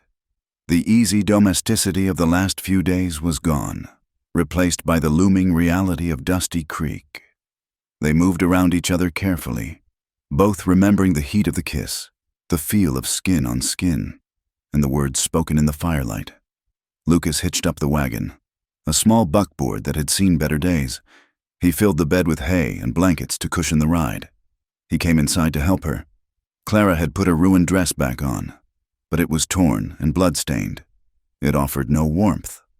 "Wear this," Lucas said, handing her his heavy buffalo coat and a clean flannel shirt. "And take the blanket. I will look like a scarecrow." She tried to joke, but her voice was brittle. "You will look warm," he said. He helped her out to the wagon. He lifted her easily, his hands strong and sure on her waist. For a second, as he held her, he looked into her eyes. There was a question there, a longing. But he blinked it away and set her gently onto the seat. The ride into town was slow and silent. The horses labored through the slush and mud. The landscape was emerging from the snow like a drowned thing. The pristine white was gone, replaced by the brown and gray of the earth. Fences were broken, rails sticking up like jagged teeth. Dead brush, black and rot-wet, was scattered across the trail. "The drought killed the roots," Lucas said, pointing to a wash where the earth had collapsed. "The snow covers it, but the land is hurt." "It will grow back," Clara said. "Maybe," Lucas said. "Or maybe it just washes away." They rounded the final bend, and Dusty Creek lay before them. It looked small and dirty against the vastness of the plains. Smoke rose from the chimneys. As the wagon rattled down the main street, heads turned. The town was digging itself out. Men were shoveling boardwalks. Women were sweeping slush from stoops. They stopped. They looked. They saw Lucas Ward, the recluse widower, and sitting beside him, wrapped in his coat, wearing his clothes, was Clara Hale. The silence that fell over the street was louder than the storm had been. Clara felt her chin lift automatically, a defense mechanism honed by months of abuse. But inside, she was shrinking. She saw Mrs. Miller stop mid-sweep, her mouth pursing into a tight line of disapproval. She saw the men in front of the saloon nudge each other and smirk. Lucas stared straight ahead, his face a mask of granite. He did not look left or right. He drove the wagon straight to the doctor's house at the end of the street. He pulled the horses to a halt and jumped down. He walked around to Clara's side and reached up to help her down. As she slid into his arms, her leg giving way, she heard a voice from the boardwalk, loud enough to carry, quiet enough to be a whisper. "Well, look at that. Looks like Clara found herself a warm bed for the blizzard after all. Moved on from the coal boy quick enough, didn't she? Reckon the widower gets lonely too." A ripple of laughter followed. Clara felt the heat rise up her neck, burning her skin. It was not just shame. It was a hot, sick anger, and beneath it, a new, terrible fear. She looked at Lucas. He had frozen, his hands still gripping her waist. His face was pale, his eyes fixed on the men who had spoken. She had survived the storm. She had survived the cold. But now, she realized, she had dragged Lucas Ward into the mud with her. She had taken his quiet, dignified suffering and turned it into a tawdry joke for the town to chew on. "Lucas," she whispered urgently, clutching his arm. "Don't, please! Just get me inside!" Lucas looked down at her. The violence in his eyes terrified her, but he took a deep breath, his jaw grinding, and turned his back on the town. "Let's go," he said, his voice sounding like gravel. He helped her up the steps to the doctor's door, but the damage was done. The whispers were already turning into a roar in Clara's mind, and she knew, with a sinking heart, that the storm inside the cabin had been the easy part. The real storm was just beginning. The rumors did not walk through Dusty Creek. They ran. They moved faster than the wind that scoured the main street, slipping under doors and through the cracks in window frames until the entire town was breathing the same poisoned air. It had only been 3 days since Lucas Ward brought Clara Hale back from the snowbound isolation of his ranch. But in that short time, the story of a rescue had been butchered into a fable of scandal. The truth, that a man had saved a dying woman from freezing, was too simple, too decent for a town hungry for distraction. Instead, the story became that Clara had finally ensnared a widower, that she had feigned injury to get into his bed, and that Lucas Ward, the man who walked with the ghost of his saintly wife, had finally shown his true, base nature. Lucas felt the change the moment he rode into town on Thursday. It was subtle at first, a sudden silence when he entered the livery stable, the way men looked at their boots rather than meeting his eyes. But by the time he reached the general store, the hostility was open. He placed his order on the counter. A sack of flour, coffee, fencing staples. Silas, the storekeeper who had known Lucas for 10 years, did not ask about the ranch. He did not ask about the weather. He weighed the flour in silence, his movements jerky and nervous. "That will be $4, Silas said, looking somewhere over Lucas's left shoulder. Lucas placed the coins on the wood. "Is there a problem, Silas?" The older man flinched. He glanced toward the back of the store where 2 other men were pretending to inspect a harness. "No problem. Lucas, just busy. You know how it is." Lucas knew exactly how it was. He took his supplies and walked out, his back stiff. The real blow came an hour later at the stockyards. Lucas had arranged to meet a cattle buyer from Wyoming, a man named Mr. Henderson, who had expressed interest in 20 head of Lucas's steers. It was a sale Lucas desperately needed. The banknote was coming due, and the drought had thinned his reserves. Henderson was there, leaning against the rail, smoking a cigar. But as Lucas approached, the man's face closed up like a fist. "Mr. Ward," Henderson said, tipping his hat but making no move to shake hands. "Mr. Henderson," Lucas replied. "The steers are in the south pen. Did you get a look?" "I did," the buyer said. He took a long drag on his cigar and exhaled a plume of blue smoke. "I'm afraid I will have to pass. Lucas." Lucas frowned. "Pass? You said they were the best-looking stock you had seen this side of the pass last month. They are healthy. They are fed." "It is not the weight," Henderson said, shifting his feet. "It is the market. Uncertain times. I cannot take the risk on a small herd right now." "The market has not changed in 3 days," Lucas said, his voice dropping to a dangerous rumble. "What is this really about?" "Henderson." The buyer looked around, then stepped closer, lowering his voice. "Look, Lucas, I do business with Ephraim Cole. Big business, 500 head a season. Cole. He let it be known that he would take it unkindly if his partners did business with men of poor character." Lucas felt the blood heat in his veins. "Poor character?" Henderson shrugged, looking uncomfortable. "You know what they are saying. The woman, the Hale girl. Cole says you are unstable, says you are thinking with your trousers and letting your ranch go to rot. He says any man who brings a whore into his wife's bed is not a man to be trusted with a contract." Lucas stepped forward, his hand twitching toward the buyer's collar, but he stopped himself. Violence would only prove Cole right. "Ephraim Cole is a liar," Lucas said through gritted teeth. "And you are a fool if you listen to him." "Maybe," Henderson said, backing away. "But he is a rich liar, and you are just a man with a mortgage and a scandal. I'm sorry. Lucas." Lucas watched the man walk away.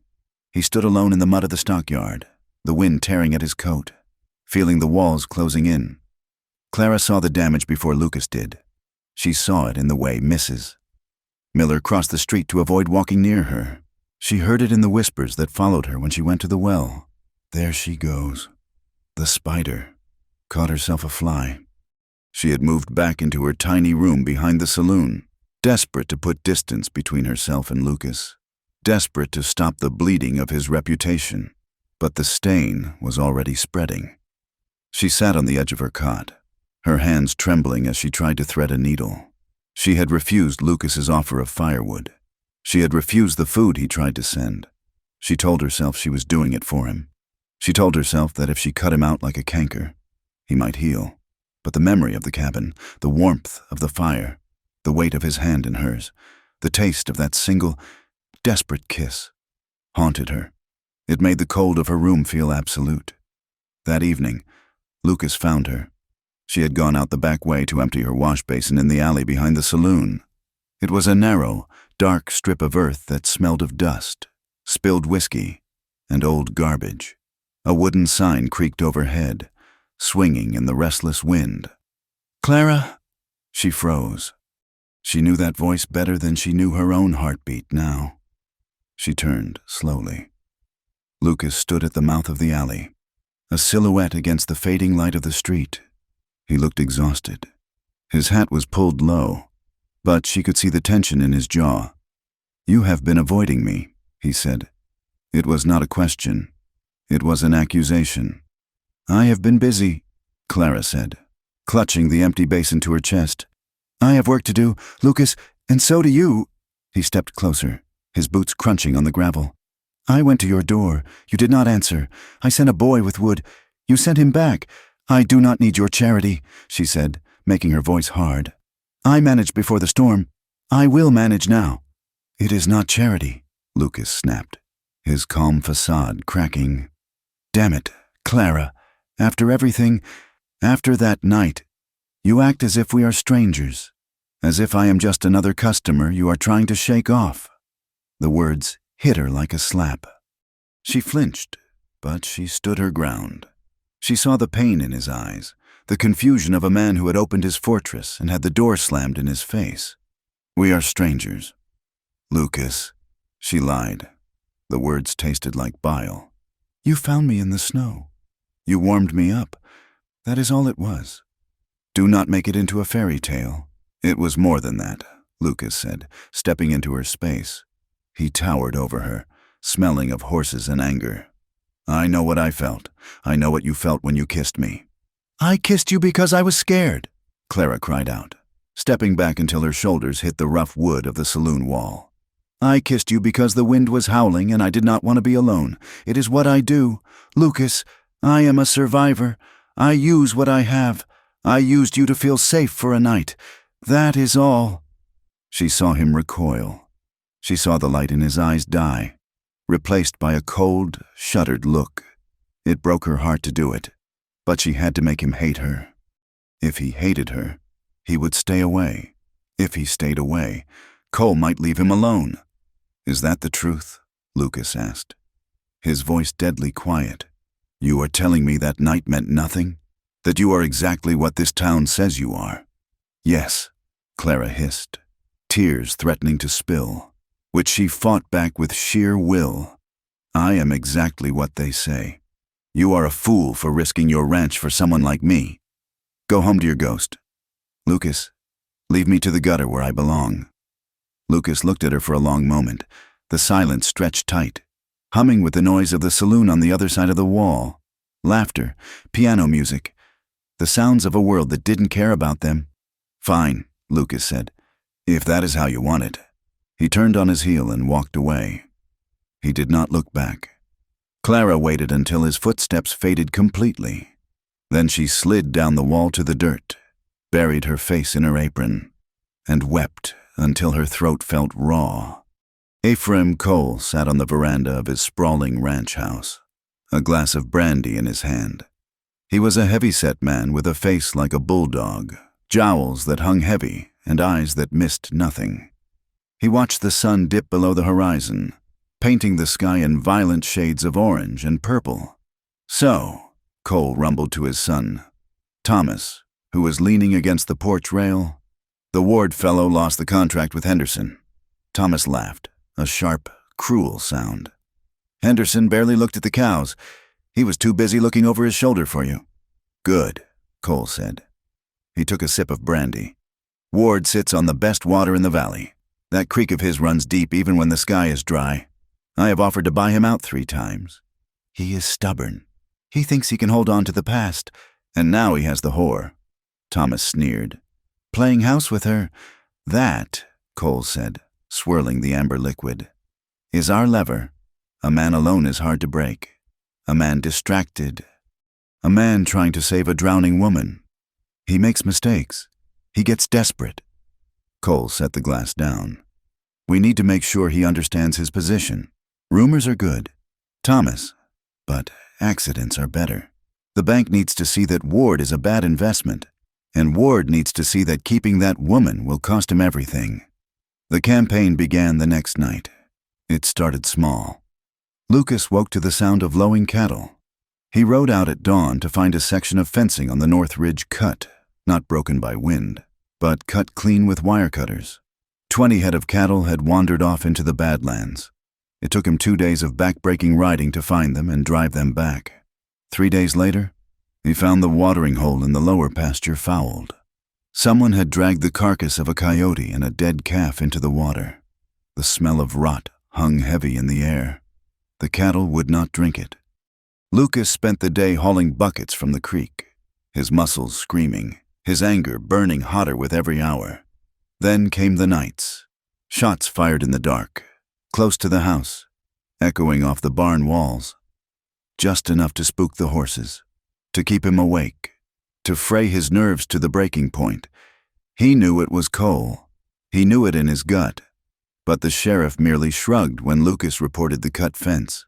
"Wind does strange things, Ward, and maybe your cows are just thirsty. Can't prove a man cut a wire unless you see him do it."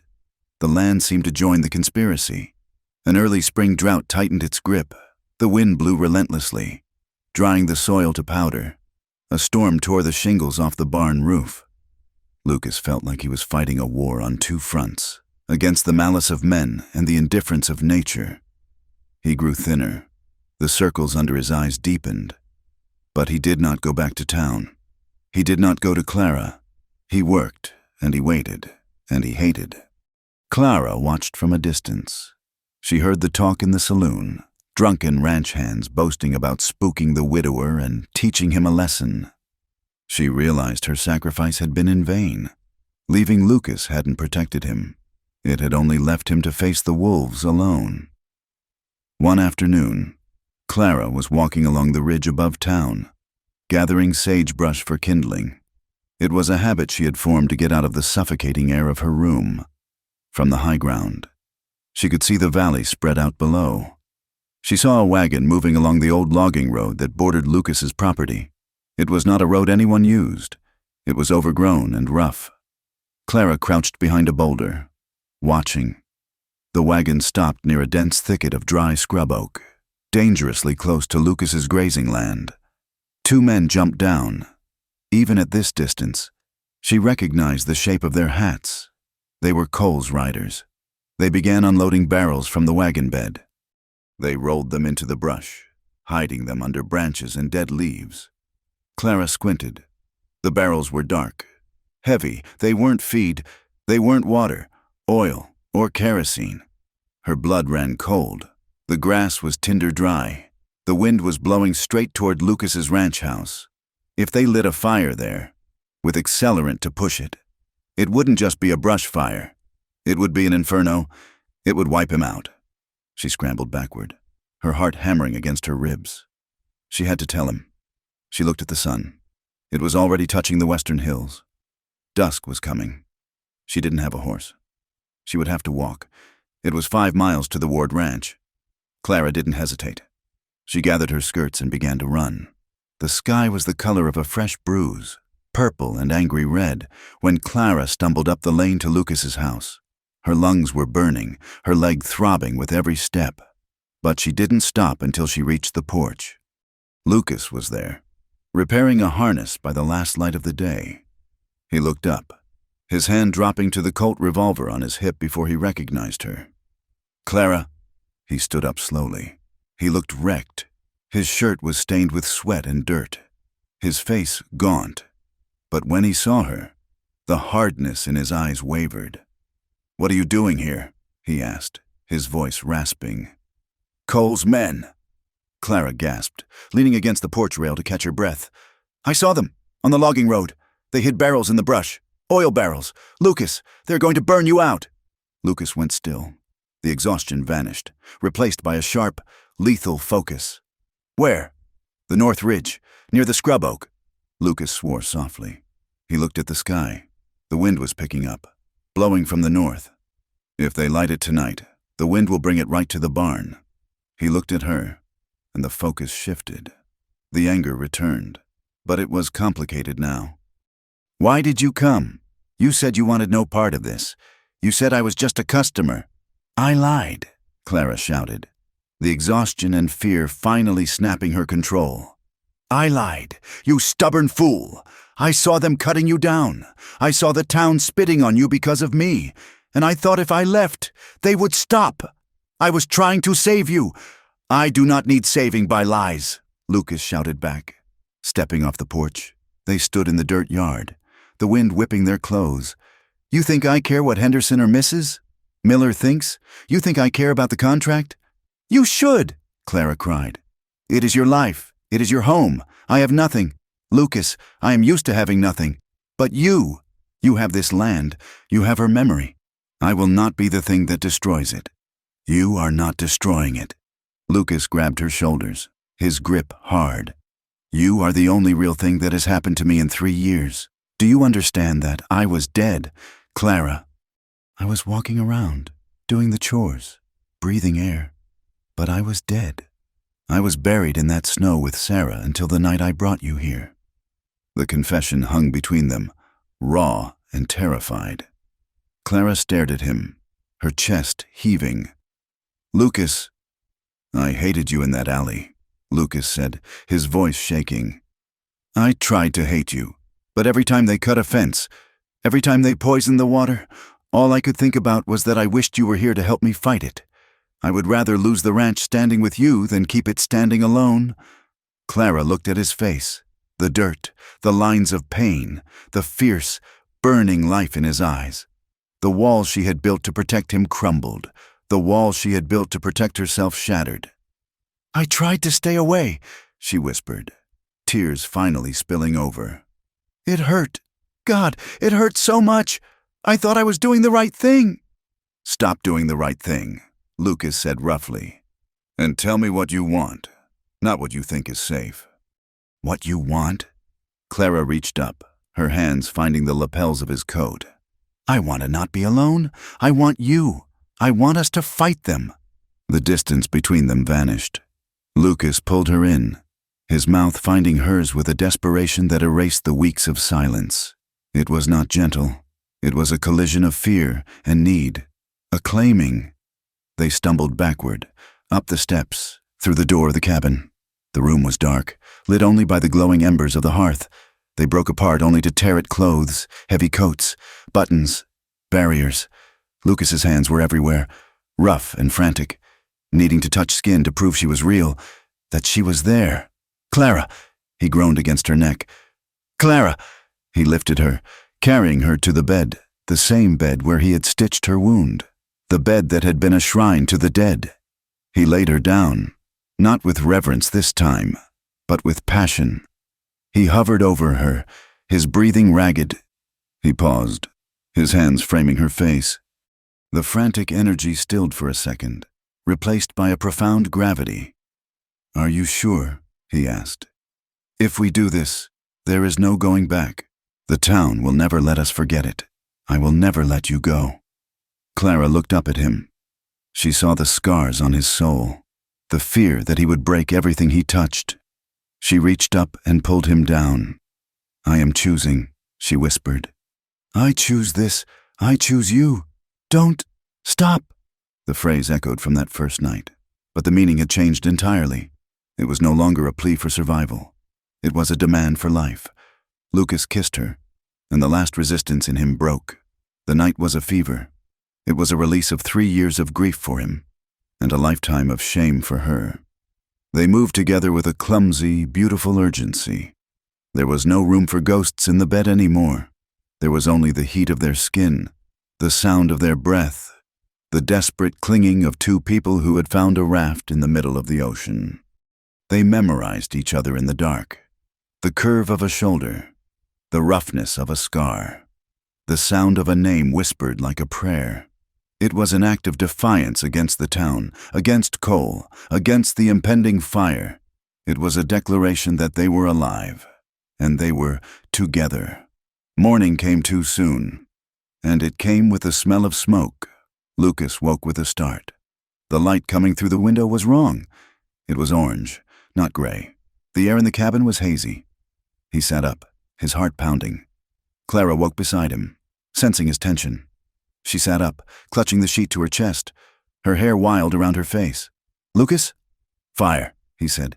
He was out of bed in a second, pulling on his trousers and boots. He grabbed his shirt, not bothering to button it fully. Clara scrambled up, finding her dress, her movements sharp with panic. They ran out onto the porch. The horizon to the north was gone. In its place was a wall of black smoke, billowing up into the sky. Beneath it, a line of angry orange flames licked at the belly of the clouds. The wind was driving it hard, straight toward the grazing land where Lucas's herd was clustered. The barrels, Clara said, horror in her voice. They lit them. Get the horses, Lucas ordered, his voice calm with the terrible clarity of emergency. Grab the wet sacks. We have to turn the herd before it reaches the canyon. They rode out into a nightmare. The heat hit them a mile before the fire did. It was a physical weight, pressing against their skin. The sound was a roar, like a freight train tearing through the brush. When they reached the ridge, they saw the extent of it. The dry scrub oak was exploding in the heat. The fire was moving fast, devouring the grass, leaving nothing but black ash in its wake. "Yeah!" Lucas screamed, driving his horse toward the terrified cattle. Clara rode beside him, her fear forgotten in the adrenaline of the moment. They shouted and whistled, driving the cows away from the smoke, pushing them toward the rocky creek bed where the fire couldn't follow. Neighbors began to arrive. Men from the adjoining ranches who had seen the smoke. Even the ones who had shunned Lucas in town came. In the West, fire was the common enemy. You fought it, no matter whose land it was, because next time it could be yours. They fought the fire for hours. They beat at the flames with wet burlap sacks. They dug trenches. They choked on smoke until they were spitting black phlegm. Clara worked alongside the men, her face soot-stained, her dress singed, refusing to stop even when her legs trembled with exhaustion. She saw a barrel, split open and blackened, rolling in the heart of the flames. The proof. By noon, the wind shifted. The fire turned back on itself and began to die. Starved of fuel. The danger to the house was past. The herd was safe, but the damage was catastrophic. Lucas sat on his horse, looking out over the north pasture. It was a moonscape. Hundreds of acres of grazing land were gone, turned to scorched earth. Without that grass, he could not feed the herd through the summer. He wiped sweat and soot from his forehead, his hand leaving a smear of gray. A buggy approached through the haze. The black paint shone, untouched by the ash. Ephraim Cole sat on the bench seat, holding the reins. Thomas sat beside him. Lucas watched them come. He did not move. Clara rode up beside him, her horse touching his. Cole pulled the buggy to a halt. He looked at the blackened land, then at Lucas. He took a handkerchief from his pocket and dabbed at his nose. "Terrible tragedy. Ward," Cole said. His voice was smooth, heavy with false sympathy. "Terrible bit of luck. First the drought, now this. Luck had nothing to do with it," Lucas said. His voice was quiet, but it carried over the hiss of the dying fire. Cole ignored him. "I imagine this puts you in a tight spot. No grass, banknote due. It would be a shame to see you lose everything to the foreclosure." Cole smiled, a shark-like baring of teeth. "I am a generous man. Lucas, I will make the offer one last time. I will buy the deed, the land, the water rights. I will even give you enough to get a fresh start somewhere else. Somewhere less complicated." He glanced at Clara, his eyes lingering on her with cold amusement. "Take the girl and go. Ward, before the whole world burns down around you." Lucas looked at the scorched earth. He looked at the barrel smoldering in the distance.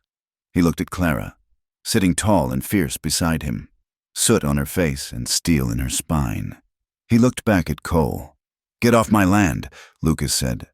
Cole's smile vanished. "Excuse me?"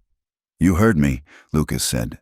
He rested his hand on the horn of his saddle, inches from his gun. "This land is not for sale. Not today, not tomorrow. Not when it is green, and not when it is black."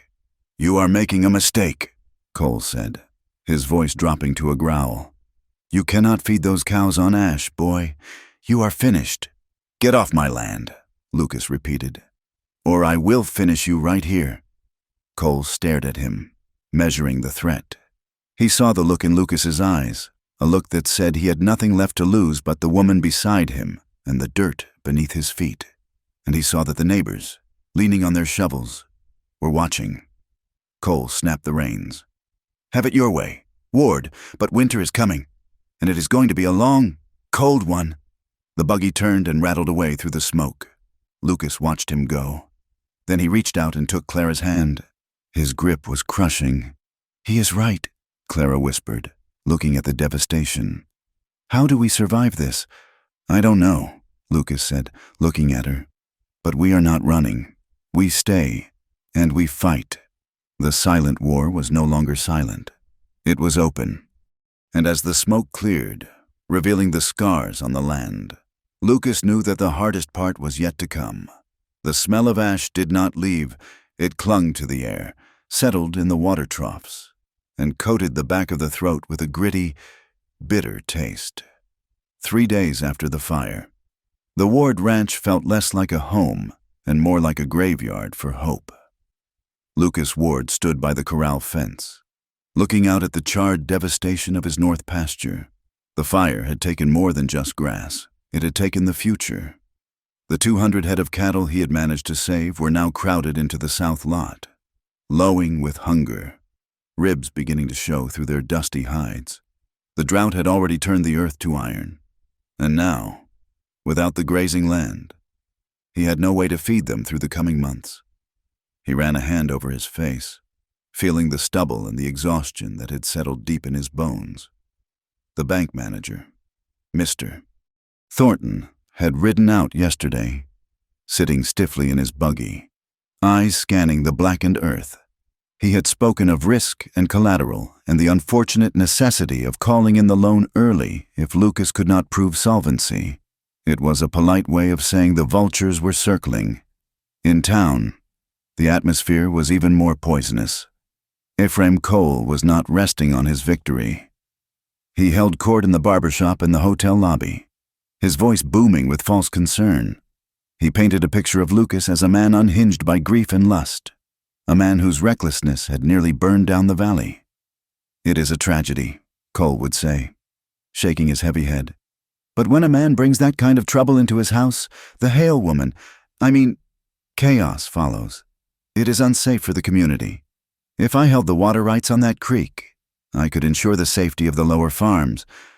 Ward is too unpredictable." People listened. Fear was a powerful motivator, and Cole offered stability, however brutal. The glances directed at Lucas and Clara were no longer just judgmental. They were fearful. Clara felt the weight of it every time she went to the well or hung laundry on the line. She saw the way the hired hands watched the horizon, expecting another disaster. But she refused to hide. She had gone into Dusty Creek that afternoon under the pretense of delivering a final batch of mending to the parson's wife, one of the few women who still spoke to her, mostly out of Christian duty. After the delivery, she had slipped into the back entrance of the saloon to collect a small debt owed to her by the piano player for a shirt she had fixed. The hallway was dim, smelling of stale beer and sawdust. As she passed the door to the private poker room, she heard a voice that made her blood turn to ice. "He is breaking. Father, I saw him at the fence line. He looks like a ghost." It was Thomas Cole. Clara pressed herself against the wall, her heart hammering against her ribs. Looking like a ghost and being a ghost are two different things. Ephraim Cole's deep voice rumbled through the wood. "Ward is stubborn. He turned down the offer again." "So we burn the rest?" Thomas asked, a casual cruelty in his tone. "No," Ephraim replied. "Fire is too messy now. The sheriff is sniffing around, useless as he is. We need to finish what we started with the girl. If she disappears, or if an accident befalls her, Ward will snap completely. He will either leave or do something that gives the law reason to hang him. I would like another crack at her before she goes." Thomas laughed, the sound wet and ugly. "She owes me for the trouble." "Focus, boy," Ephraim snapped. "Tonight, we celebrate the new contract with the railroad. Tomorrow, we plan the end of Lucas Ward. The ledgers are already updated to show the acquisition. I want that land by the first frost." Clara clapped a hand over her mouth to stifle a gasp. She waited until the laughter resumed, then turned and fled, slipping out the back door into the blinding afternoon sun. She did not stop moving until she reached the ranch. Lucas was in the barn, trying to salvage a scorched piece of harness leather, when Clara burst in. She was breathless, her face pale beneath the brim of her bonnet. "Lucas!" she gasped. He dropped the leather and crossed the distance in 2 strides, gripping her shoulders. "What is it? Did someone touch you?" "I heard them," she said, words tumbling out. "In the saloon. Cole and Thomas. They are not stopping. Lucas, they are planning something else. They talked about an accident for me, to make you break." Lucas went still. The exhaustion in his eyes vanished, replaced by a cold, terrifying rage. "He threatened you?" "He said if I was gone, you would have nothing left to lose," Clara said. "He wants the land. Lucas, he has already written it into his books. He is so sure he will win." Lucas released her and walked to the barn door, staring out at the dying light. "He is right," he said quietly. Clara stared at his back. "What?" "He is right," Lucas repeated, turning to face her. "I cannot protect you here. Clara, I thought I could. I thought if I stood my ground, the law or the town would step in. But they won't. I am just a man watching his life burn down. And now I am dragging you into the fire with me." He took a step toward her, his expression pleading. "I am going to sell, not to Cole, to the bank. I will take whatever they give me, and I will put you on a stagecoach to San Francisco tomorrow. You will be safe there." "And you?" Clara demanded, her voice rising. "I will deal with Cole," Lucas said darkly. "In my own way." "No!" Clara shouted, stomping her foot in the dust. "You are giving up. You are letting him win." "I am trying to keep you alive." Lucas roared back, the sound echoing off the rafters. "Do you think I care about the dirt? Do you think I care about the cows? I care about you. Everyone I love dies on this land. Clara, Sarah died in the snow because I was not there. I will not watch you die in the ash because I was too proud to let go." The confession hung in the air, raw and bleeding. Clara walked up to him, her eyes blazing. She grabbed the front of his shirt and shook him. "You listen to me, Lucas Ward. You did not kill your wife. The winter killed her. And Cole will not kill me unless we let him. If you send me away, you are not saving me. You are killing the only part of yourself that has come alive in 3 years." She softened her grip, her hands resting on his chest, feeling the heavy thud of his heart. "I am not Sarah. I am Clara. I survived the streets. I survived the scandal.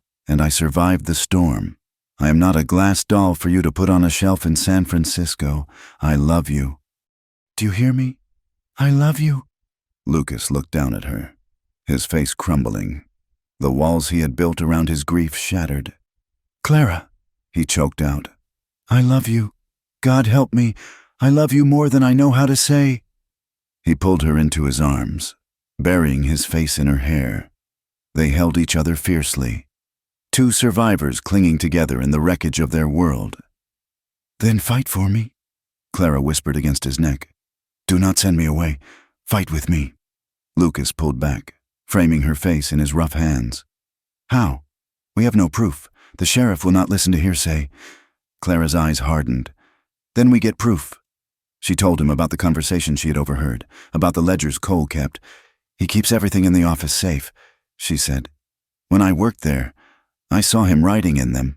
Bribes, threats, the sheriff's payoffs, and the letters from the lawyer in Denver about Thomas, about the night he hurt me." Lucas frowned. "That is in the house, in a locked room." Clara reached into the pocket of her dress and pulled out a heavy brass key ring. "When I was delivering the sewing today, I stopped by the livery. Cole's buggy was there. His jacket was on the seat. I recognized the key ring from when I worked at the house. I took it." Lucas stared at the keys, then at her. A slow, dangerous smile touched his lips. "You stole Ephraim Cole's keys?" "I borrowed them," Clara said with a fierce grin. "I figure he owes me." Lucas looked out the window. The sky was turning a bruised purple. Heavy clouds were rolling in from the west, blotting out the stars. Thunder rumbled in the distance, low and menacing. "There is a storm coming," Lucas said. "A bad one. It will cover the noise." "We can be there and back before dawn," Clara said. Lucas looked at her, seeing the steel in her spine. He nodded once. "Go get the horses." The ride to the Circle C ranch was a journey into the throat of the storm. The wind whipped across the plains, tearing at their coats and stinging their faces with grit. Thunder crashed overhead, shaking the ground beneath the horses' hooves. They rode in silence, side by side. The darkness was absolute, broken only by the occasional fork of lightning that illuminated the rolling hills in stark, skeletal relief. They tied the horses in a dry wash a half-mile from the main house. Cole's ranch was a sprawling compound of corrals, barns, and bunkhouses, dominated by the main house, a 2-story structure of white timber that looked like a palace compared to Lucas's cabin. They moved on foot, crouching low in the tall grass. The wind was their ally, masking the sound of their boots. The bunkhouse was dark, the hired hands likely asleep or in town spending their pay. They reached the back of the main house. Clara led the way to a small service door near the kitchen. Her hands trembled as she tried the keys. The third one fit. The lock clicked open with a sound that seemed deafening to their heightened senses. They slipped inside. The house smelled of beeswax, expensive tobacco, and old money. The floorboards groaned softly under their weight, but the wind rattling the windows covered the noise. "The office is down the hall. To the left," Clara whispered. They moved like shadows. Lucas kept his hand near his gun, his eyes scanning every dark corner. They reached the heavy oak door of the office. It was locked. Clara tried the keys again. Click! They stepped inside, and Lucas closed the door softly behind them. He struck a match, shielding the flame with his cupped hand, and lit the kerosene lamp on the desk, turning the wick down until it threw only a dim, golden circle of light. The room was oppressive, filled with heavy furniture and the smell of Ephraim coal. On the wall hung the mounted head of a buffalo, its glass eyes staring blindly. "The safe!" Clara pointed to the corner. It was a heavy iron box. Lucas knelt before it. "Do you have a key for this?" "No," Clara said. "But the drawers, look in the desk." They rifled through the desk drawers. They found maps of the valley with Lucas's land circled in red ink. They found receipts for services rendered signed by the sheriff. "Here," Lucas whispered, pulling a thick leather-bound book from the bottom drawer. He opened it. It was a ledger of unparalleled detail. Cole was arrogant. He wrote down everything, believing himself untouchable. There were entries for fire crews on the dates of the barn burnings. There were payments to witnesses regarding the night of Clara's assault. And tucked into the back cover was a bundle of letters. Lucas unfolded one. It was from Thomas to his father, admitting to the assault and asking for help to cover it up. "This is it," Lucas said, his voice grim. "This hangs them both." "We have to go," Clara said, clutching a stack of papers. "We have enough." Lucas blew out the lamp, just as the room plunged into darkness. The sound of hoofbeats erupted outside. Not one horse, many. Voices shouted over the wind. Laughter, drunken yelling. "They are back," Lucas hissed. "Early." The front door of the house slammed open. Heavy boots thudded on the hardwood floor of the entryway. "Get the whiskey. Thomas!" Cole's voice boomed. "And bring the ledgers. I want to show the boys the new map." Lucas and Clara froze. Steps were coming down the hall. "The window," Lucas whispered. He grabbed Clara's hand and pulled her toward the heavy velvet curtains. He threw the sash up. The wind howled into the room, sending papers flying from the desk. "Hey!" a voice shouted from the hallway.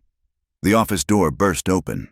Light from the hallway flooded in, catching Lucas and Clara framed in the window. It was Thomas Cole. He stood there, swaying slightly, his eyes widening in shock. "It's them!" Thomas screamed. "Pa! It's Ward!" Lucas didn't hesitate. He shoved Clara through the open window. She tumbled out, landing in a flower bed with a grunt of pain. Lucas vaulted after her. "Stop them!" Ephraim roared from inside. Gunshots shattered the night. A bullet splintered the window frame inches from Lucas's head as he hit the ground. "Run!" Lucas yelled, grabbing Clara's arm. They sprinted across the yard toward the darkness of the open range. Behind them, the house erupted into chaos. Dogs barked, men shouted. More shots rang out, orange muzzle flashes blooming in the dark. They reached the wash where the horses were tied. Lucas threw Clara into her saddle. "Ride," he commanded. "Do not stop for anything." He swung onto his own horse. They tore out of the wash just as riders appeared on the ridge behind them. The chase was a nightmare of speed and darkness. The storm broke fully now. Rain lashed down in sheets, turning the ground to slick mud. Lightning forked across the sky, blinding them one second and plunging them into pitch blackness the next. Bullets whizzed past like angry hornets. "Head for the canyon," Lucas shouted over the roar of the thunder. "We lose them in the rocks." They galloped hard, the horses blowing and stumbling on the uneven ground. They were gaining distance, the rain masking their tracks, when a crack of a rifle sounded closer than the others.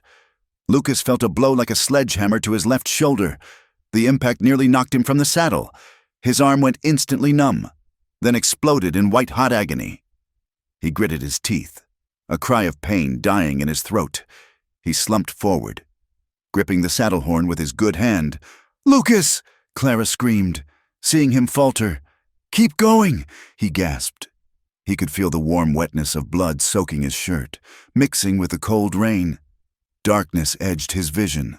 The world tilted. He swayed, dangerously close to falling. Clara saw it. She pulled her horse alongside his, risking a collision at full gallop. She reached out and grabbed his reins close to the bit. "Lean on me," she yelled. "Lean toward me." She guided their horses together, her leg pressing against his, her hand gripping his jacket to hold him upright. Her face was set in a mask of fierce, terrifying determination. She was not the seamstress now. She was a warrior fighting death for the man she loved. They plunged into the narrow mouth of the canyon. The rock walls rose up on either side, shielding them from the worst of the wind. The pursuit fell behind, the men wary of the treacherous terrain in the dark. They rode until the horses were trembling with exhaustion. Lucas was barely conscious, his head lolling. "There," Clara said, spotting a deep overhang of rock near the canyon wall. "Lucas, we have to stop." She pulled the horses to a halt under the shelter. It was dry there, a small pocket of safety in the deluge. Clara slid from her saddle and ran to Lucas. "Fall to me," she commanded. He slid down, his legs giving way. She caught him, staggering under his weight, and lowered him gently to the sandy ground. Lightning flashed, illuminating the cave. Lucas's left side was a mask of red. "The ledgers," Lucas rasped, clutching his coat. "Did we lose them?" "I have them," Clara said, her voice shaking as she tore at his shirt. "Forget the ledgers. Look at me." She exposed the wound. The bullet had passed through the fleshy part of the shoulder. It had missed the bone and the lung, but it was ugly and bleeding freely. "It went through," she said, relief making her dizzy. "It is clean." She tore a strip from her petticoat, the white cotton stark against the gloom.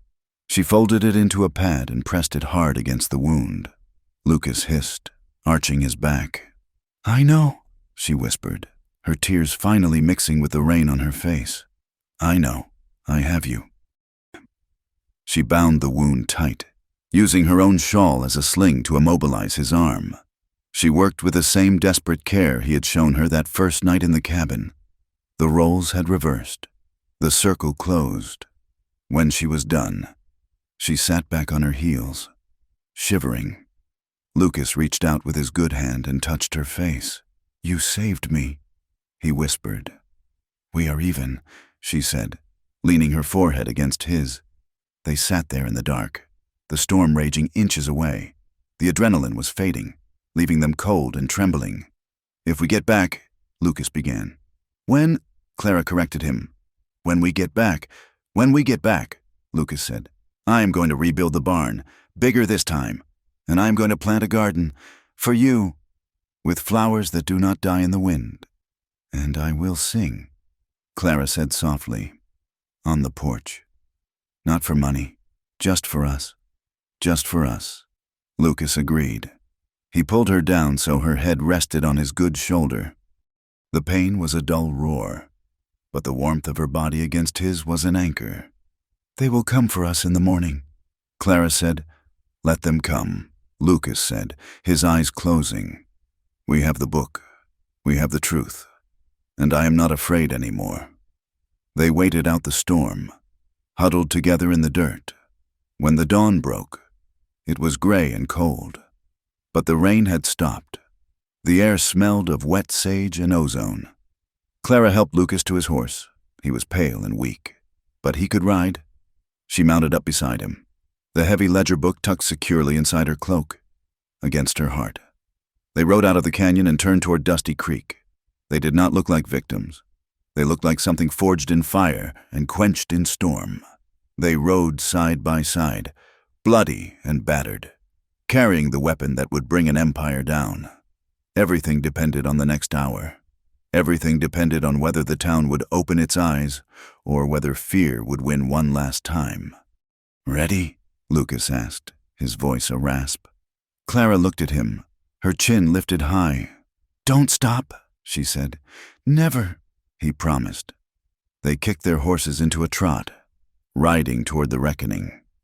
The return to Dusty Creek was not a parade. It was a funeral march for the old order of things. The sun had barely crested the eastern hills, casting long, pale shadows across the mud of the main street. The town was waking up to the sound of hooves dragging through the slush, a slow, uneven rhythm that drew shopkeepers to their windows and early risers to the boardwalks. Clara Hale rode with her back straight, her face a mask of grim determination that looked carved from granite. Beside her, Lucas Ward was slumped forward in his saddle, his head lolling with the motion of the horse. His left arm was bound to his chest with a blood-soaked shawl, and his skin was the color of old parchment. He was conscious, but barely, his eyes half-lidded and glassy with pain. They looked like ghosts who had ridden out of hell. The mud on their clothes was mixed with ash from the fire and blood from the escape. A silence fell over the street as they passed. Mrs. Miller, sweeping her stoop, froze with her broom in midair. Silas, the storekeeper, stepped out, wiping his hands on his apron, his mouth falling open. Clara pulled her horse to a halt in front of the doctor's house. She did not wait for assistance. She slid from her saddle, her legs trembling from exhaustion, and landed hard in the mud. She ignored the pain in her own healing leg and ran to Lucas's horse, grabbing the bridle. "Doctor!" she screamed, her voice cracking like a whip through the morning air. "We need the doctor!" The sheer force of her command shattered the stupor of the town. Dr. Evans, a balding man with kind eyes and a weary demeanor, burst out of his front door, buttoning his suspenders.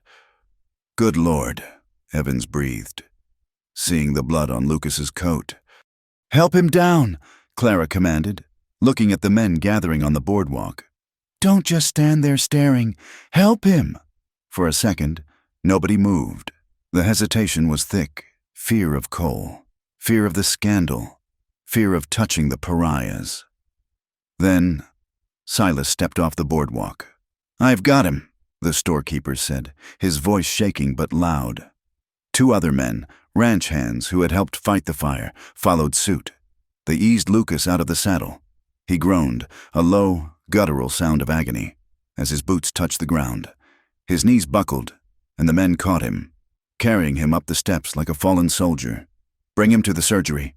"Doctor," Evans ordered, ushering them inside. Clara moved to follow, but she stopped at the threshold. She looked at Lucas's retreating form, seeing the dark trail of blood he left on the floorboards. She wanted nothing more than to be by his side, to hold his hand as he had held hers. But she knew that saving his life was only half the battle. If she went inside now, the poison in this town would fester. Ephraim Cole would spin his story. He would say Lucas attacked him. He would twist the truth until it strangled them. She turned back to the street. A crowd had gathered. 30 or 40 people stood in the mud, whispering, pointing, their faces a mixture of judgment and morbid curiosity. Clara reached into her cloak. Her hand closed around the thick, leather-bound ledger she had carried through the storm. It felt heavy, like a weapon. She walked down the steps and stood in the center of the street. She was small, dirty, and exhausted, but she vibrated with a rage so pure it terrified them. "Where is he?" she called out. She did not need to say the name. The crowd parted as a buggy rattled down the street from the direction of the hotel. Ephraim Cole sat on the bench, Thomas beside him. They looked fresh, clean, and arrogant. Cole pulled the horses up, looking down at Clara with a sneer of triumph. "Well," Cole rumbled, his voice carrying easily, "I see the sheriff finally did his job. Did you arrest Ward for trespassing and attempted murder?" "Sheriff?" The sheriff, a man named Brady, who had spent 10 years looking the other way, stepped out of the crowd. He looked at Cole, then at Clara. He looked unsure. "They just rode in, Mr. Cole," the sheriff said. "Ward is shot." "Self-defense," Cole said smoothly. "They broke into my home. Thieves in the night. I warned you. Sheriff, I warned you all that Ward was unstable and that this woman was trouble." He looked at the crowd, spreading his hands. "It is a sad day when a man has to defend his own hearth from a neighbor, but justice must be done." "Liar!" Clara shouted. Cole laughed, a dark, dismissive sound. "Go home, girl, before you say something that gets you hanged alongside him. No one here believes the word of a tainted woman." Clara held up the ledger. "They will believe this." Cole's face went slack. Beside him, Thomas turned the color of milk. "That is my property," Cole snarled, dropping the facade of the benevolent patriarch. "Sheriff, arrest her. She stole that from my private safe." "I stole it," Clara declared, her voice ringing out, "because it contains the truth you have been paying to hide for 10 years. She opened the book. Her hands were shaking, but her voice was steady. "October 1885, she read. "Payment to Sheriff Brady, $500. Reason, silence regarding the Miller water dispute." A gasp went through the crowd. "Mrs." Miller put a hand to her mouth, looking at the sheriff. Brady shifted his feet, his face flushing crimson. "January 1887, Clara continued, flipping a page. "Payment to foreman lying about the fire at the Henderson barn, $200. Mr. Henderson, who had shunned Lucas only days ago, stepped forward, his fists clenching. "You burned my barn?" he shouted at Cole. "You said it was lightning." "She is lying," Cole roared, standing up in the buggy. "She wrote those herself." "It is your handwriting, Ephraim," Clara yelled back. "And it is your signature." She turned the pages to the back, pulling out a folded letter. "And this," she said, her voice dropping to a register of deadly calm. "A letter from Thomas to his father, dated 6 months ago, detailing how he cornered a seamstress in the hallway, how he hurt her, and how much it would cost to pay the town to call her a whore instead of a victim." The silence that followed was absolute. It was the silence of a dam breaking. Clara looked at the women in the crowd, the ones who had gathered their skirts when she passed, the ones who had whispered. "You knew," she said to them. "Deep down, you knew. But it was easier to blame me than to admit that a man with money can do whatever he wants to your daughters." She looked at Thomas Cole. "I am not a fallen woman. I was pushed, and I am done falling." Thomas, panic overriding his sense, jumped from the buggy. "Shut up," he screamed. "Give me that." He lunged for her, his hand reaching for the gun in his belt. Clara did not flinch, but she did not have to fight. Silas, the storekeeper, slammed into Thomas from the side, tackling him into the mud. "Mr." Henderson joined in, grabbing Thomas's arm and pinning it to the ground. A rough justice took over as 3 other men, fueled by years of intimidation and the sudden, glaring light of truth, piled onto the cattle baron's son. Ephraim Cole reached for the shotgun under his seat, but he froze when he heard the distinct click of a hammer being pulled back. Sheriff Brady stood by the wheel of the buggy, his revolver drawn and leveled at Cole's chest. "Don't do it, Ephraim," the sheriff said softly. "I reckon I have looked the other way enough for one lifetime. You work for me," Cole hissed. "Not anymore," Brady said. He reached up and dragged Cole down from the buggy. "You are under arrest for arson, for assault, and for every other damn thing in that book." Clara stood in the center of the swirling chaos, the ledger clutched to her chest. She watched as they handcuffed Cole. She watched as the townspeople, their eyes wide with the shock of their own complicity, turned their backs on the tyrant they had served. She did not feel triumph. She felt exhausted. She turned and walked up the steps to the doctor's house, leaving the justice of men behind her.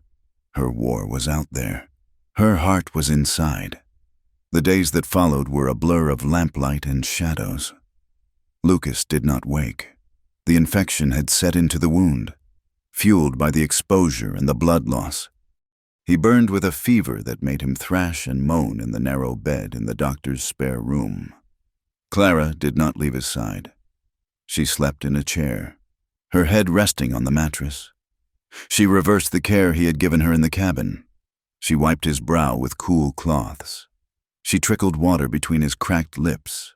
She changed the bandages, flinching at the angry red of the wound but working with steady hands. He murmured in his delirium. He called out for Sarah. He called out warnings about the fire. "I am here," Clara would whisper, smoothing the hair back from his damp forehead. "I am right here, Lucas. The fire is out. The ledgers are safe. You just have to stay." She told him stories to keep him tethered to the world. She spoke not of the past, but of the things they had promised each other in the cave. "The spring will come," she whispered in the quiet hours of the night. "The grass will grow back on the north ridge. We will have calves, red ones and white ones. We will fix the roof on the barn, and in the evenings, we will sit on the porch and I will sing for you. No smoke, no whiskey, just the wind and the song." She poured her strength into him, willing her own stubborn survival instinct to flow through her fingertips and into his veins. On the fourth morning, the fever broke. Clara had dozed off, her hand resting on his chest. She woke to the feeling of movement. Lucas was looking at her. His eyes were sunken and weary, but they were clear. The glassy haze of the fever was gone. "Clara," he rasped. It was barely a sound. Clara let out a sob that she had been holding back for days. She leaned over him, burying her face in his neck, careful of his shoulder. "You came back," she wept. "You stubborn fool, you came back." Lucas lifted his good hand and rested it on her hair. The touch was weak, but it was there. "I heard you," he whispered. "I heard you singing." The recovery was slow, but the world had changed while Lucas slept. Ephraim and Thomas Cole were transported to the county seat in shackles. The judge, seeing the ledger and the mountain of testimony from the newly emboldened citizens of Dusty Creek, denied bail. The Cole Empire, built on fear and silence, crumbled almost overnight. With Cole gone, the stranglehold on the valley loosened. Mr. Thornton from the bank rode out to the doctor's house, hat in hand. He offered Lucas a restructuring of his loan, fair terms, based on the potential of the water rights, not on a desire to steal the land, but the biggest change was in the people. Guilt is a powerful thing, but so is the desire to make amends. Neighbors who had watched the Ward Ranch burn began to show up. They didn't make speeches. They just worked. Mr. Henderson brought a wagon load of hay to feed Lucas's starving cattle. "Just until the grass comes in," he muttered, unable to meet Clara's eye. The Miller boys fixed the fencing on the north ridge. Women from the town brought casseroles and fresh bread to the ranch house, leaving them on the porch with brief, apologetic nods to Clara. They did not become friends overnight. The shame of how they had treated Clara was too fresh, too deep, but the hostility was gone, replaced by a respectful distance and small, practical acts of kindness. Clara moved back to the ranch to help Lucas while he healed. She began to sew again, taking in commissions from the town. When she walked down Main Street now, heads did not turn away. Men tipped their hats. Women murmured greetings. She was no longer the fallen woman. She was the woman who had brought down Ephraim Cole. She was the woman who had saved Lucas Ward. She sang, too. Not in the saloon. That life was over. She sang on the porch of the ranch house in the evenings, her voice drifting over the healing land.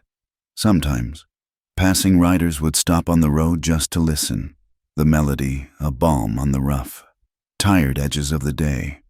It was a Tuesday in late May when Lucas finally felt strong enough to walk the property line.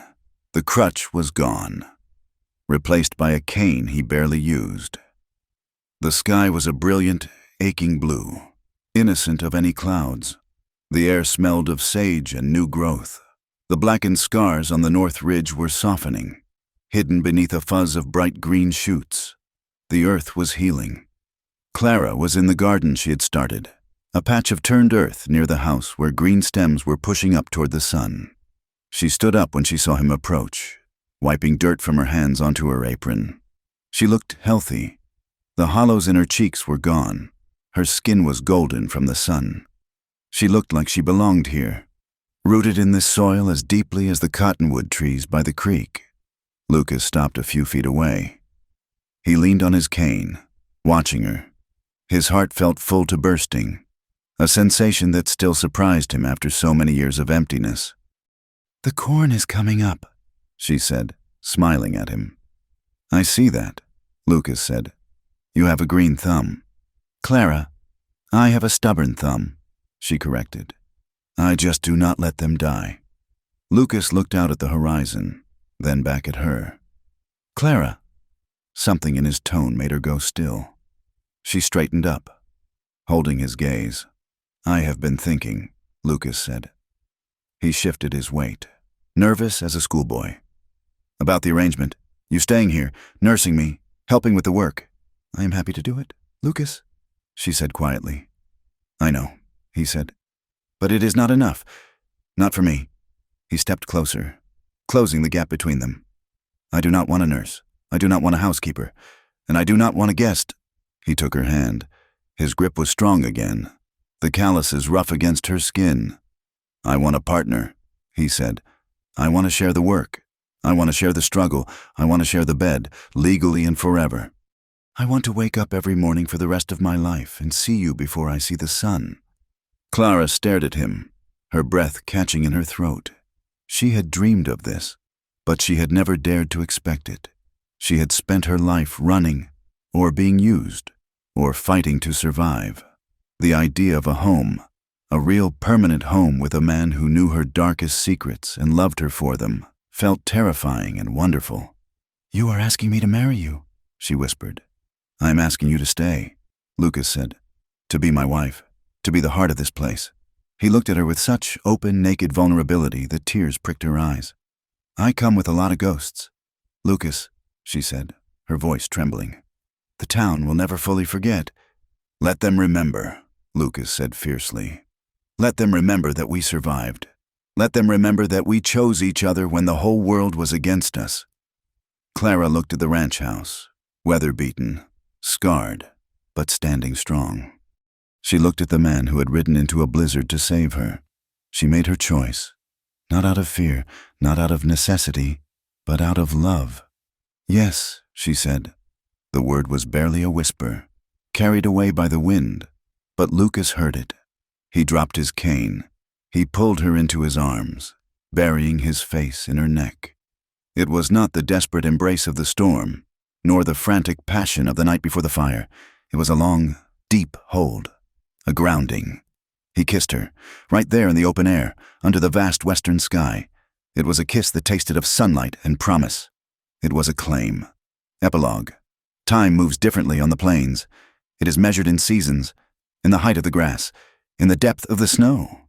Years passed over the Ward Ranch. The scars of the fire never fully disappeared.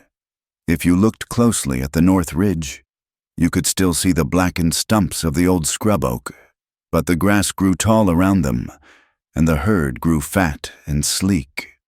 The ranch house expanded. A new room was added, then a larger porch.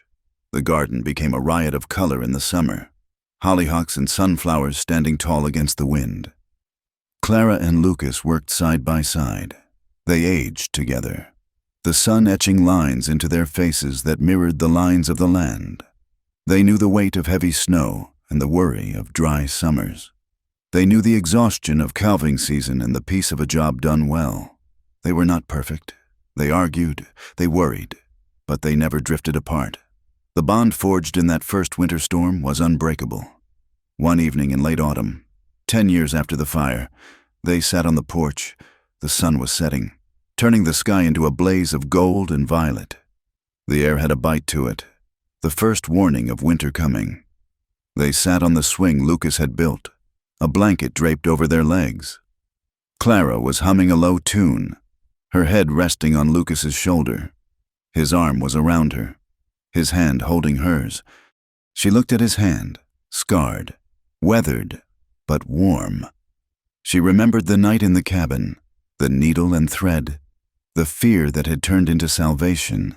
She smiled, a mischievous glint in her eyes. She leaned up and whispered in his ear, "Don't stop." Lucas laughed, a deep, rich sound that rumbled in his chest. He turned to look at her, his eyes crinkling at the corners. The shadows of the past were gone, replaced by the steady light of a life well lived. He pulled her closer, kissing her forehead. "I never intend to," he said softly. "Never to stop listening, never to stop standing by you, never to stop loving you."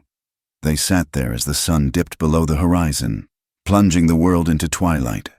The wind kicked up, whistling across the plains, wild and untamed. But inside the circle of their arms, there was only warmth. They were two flames in the dark, burning steady and bright, an answer to the night that would never go out. Thank you so much for listening to this story of Lucas and Clara. It has been a journey through the storm, the fire, and the healing power of love. And I am truly grateful you stayed with us until the very end. I would love to know where you are listening from today. Please leave a comment below and tell me which part of the story resonated with you the most. If you enjoyed this tale of the American West, please consider subscribing to the From Wild West channel so you never miss a new adventure. Share your thoughts in English in the comments. I read every single one. Until next time, keep your fires burning bright.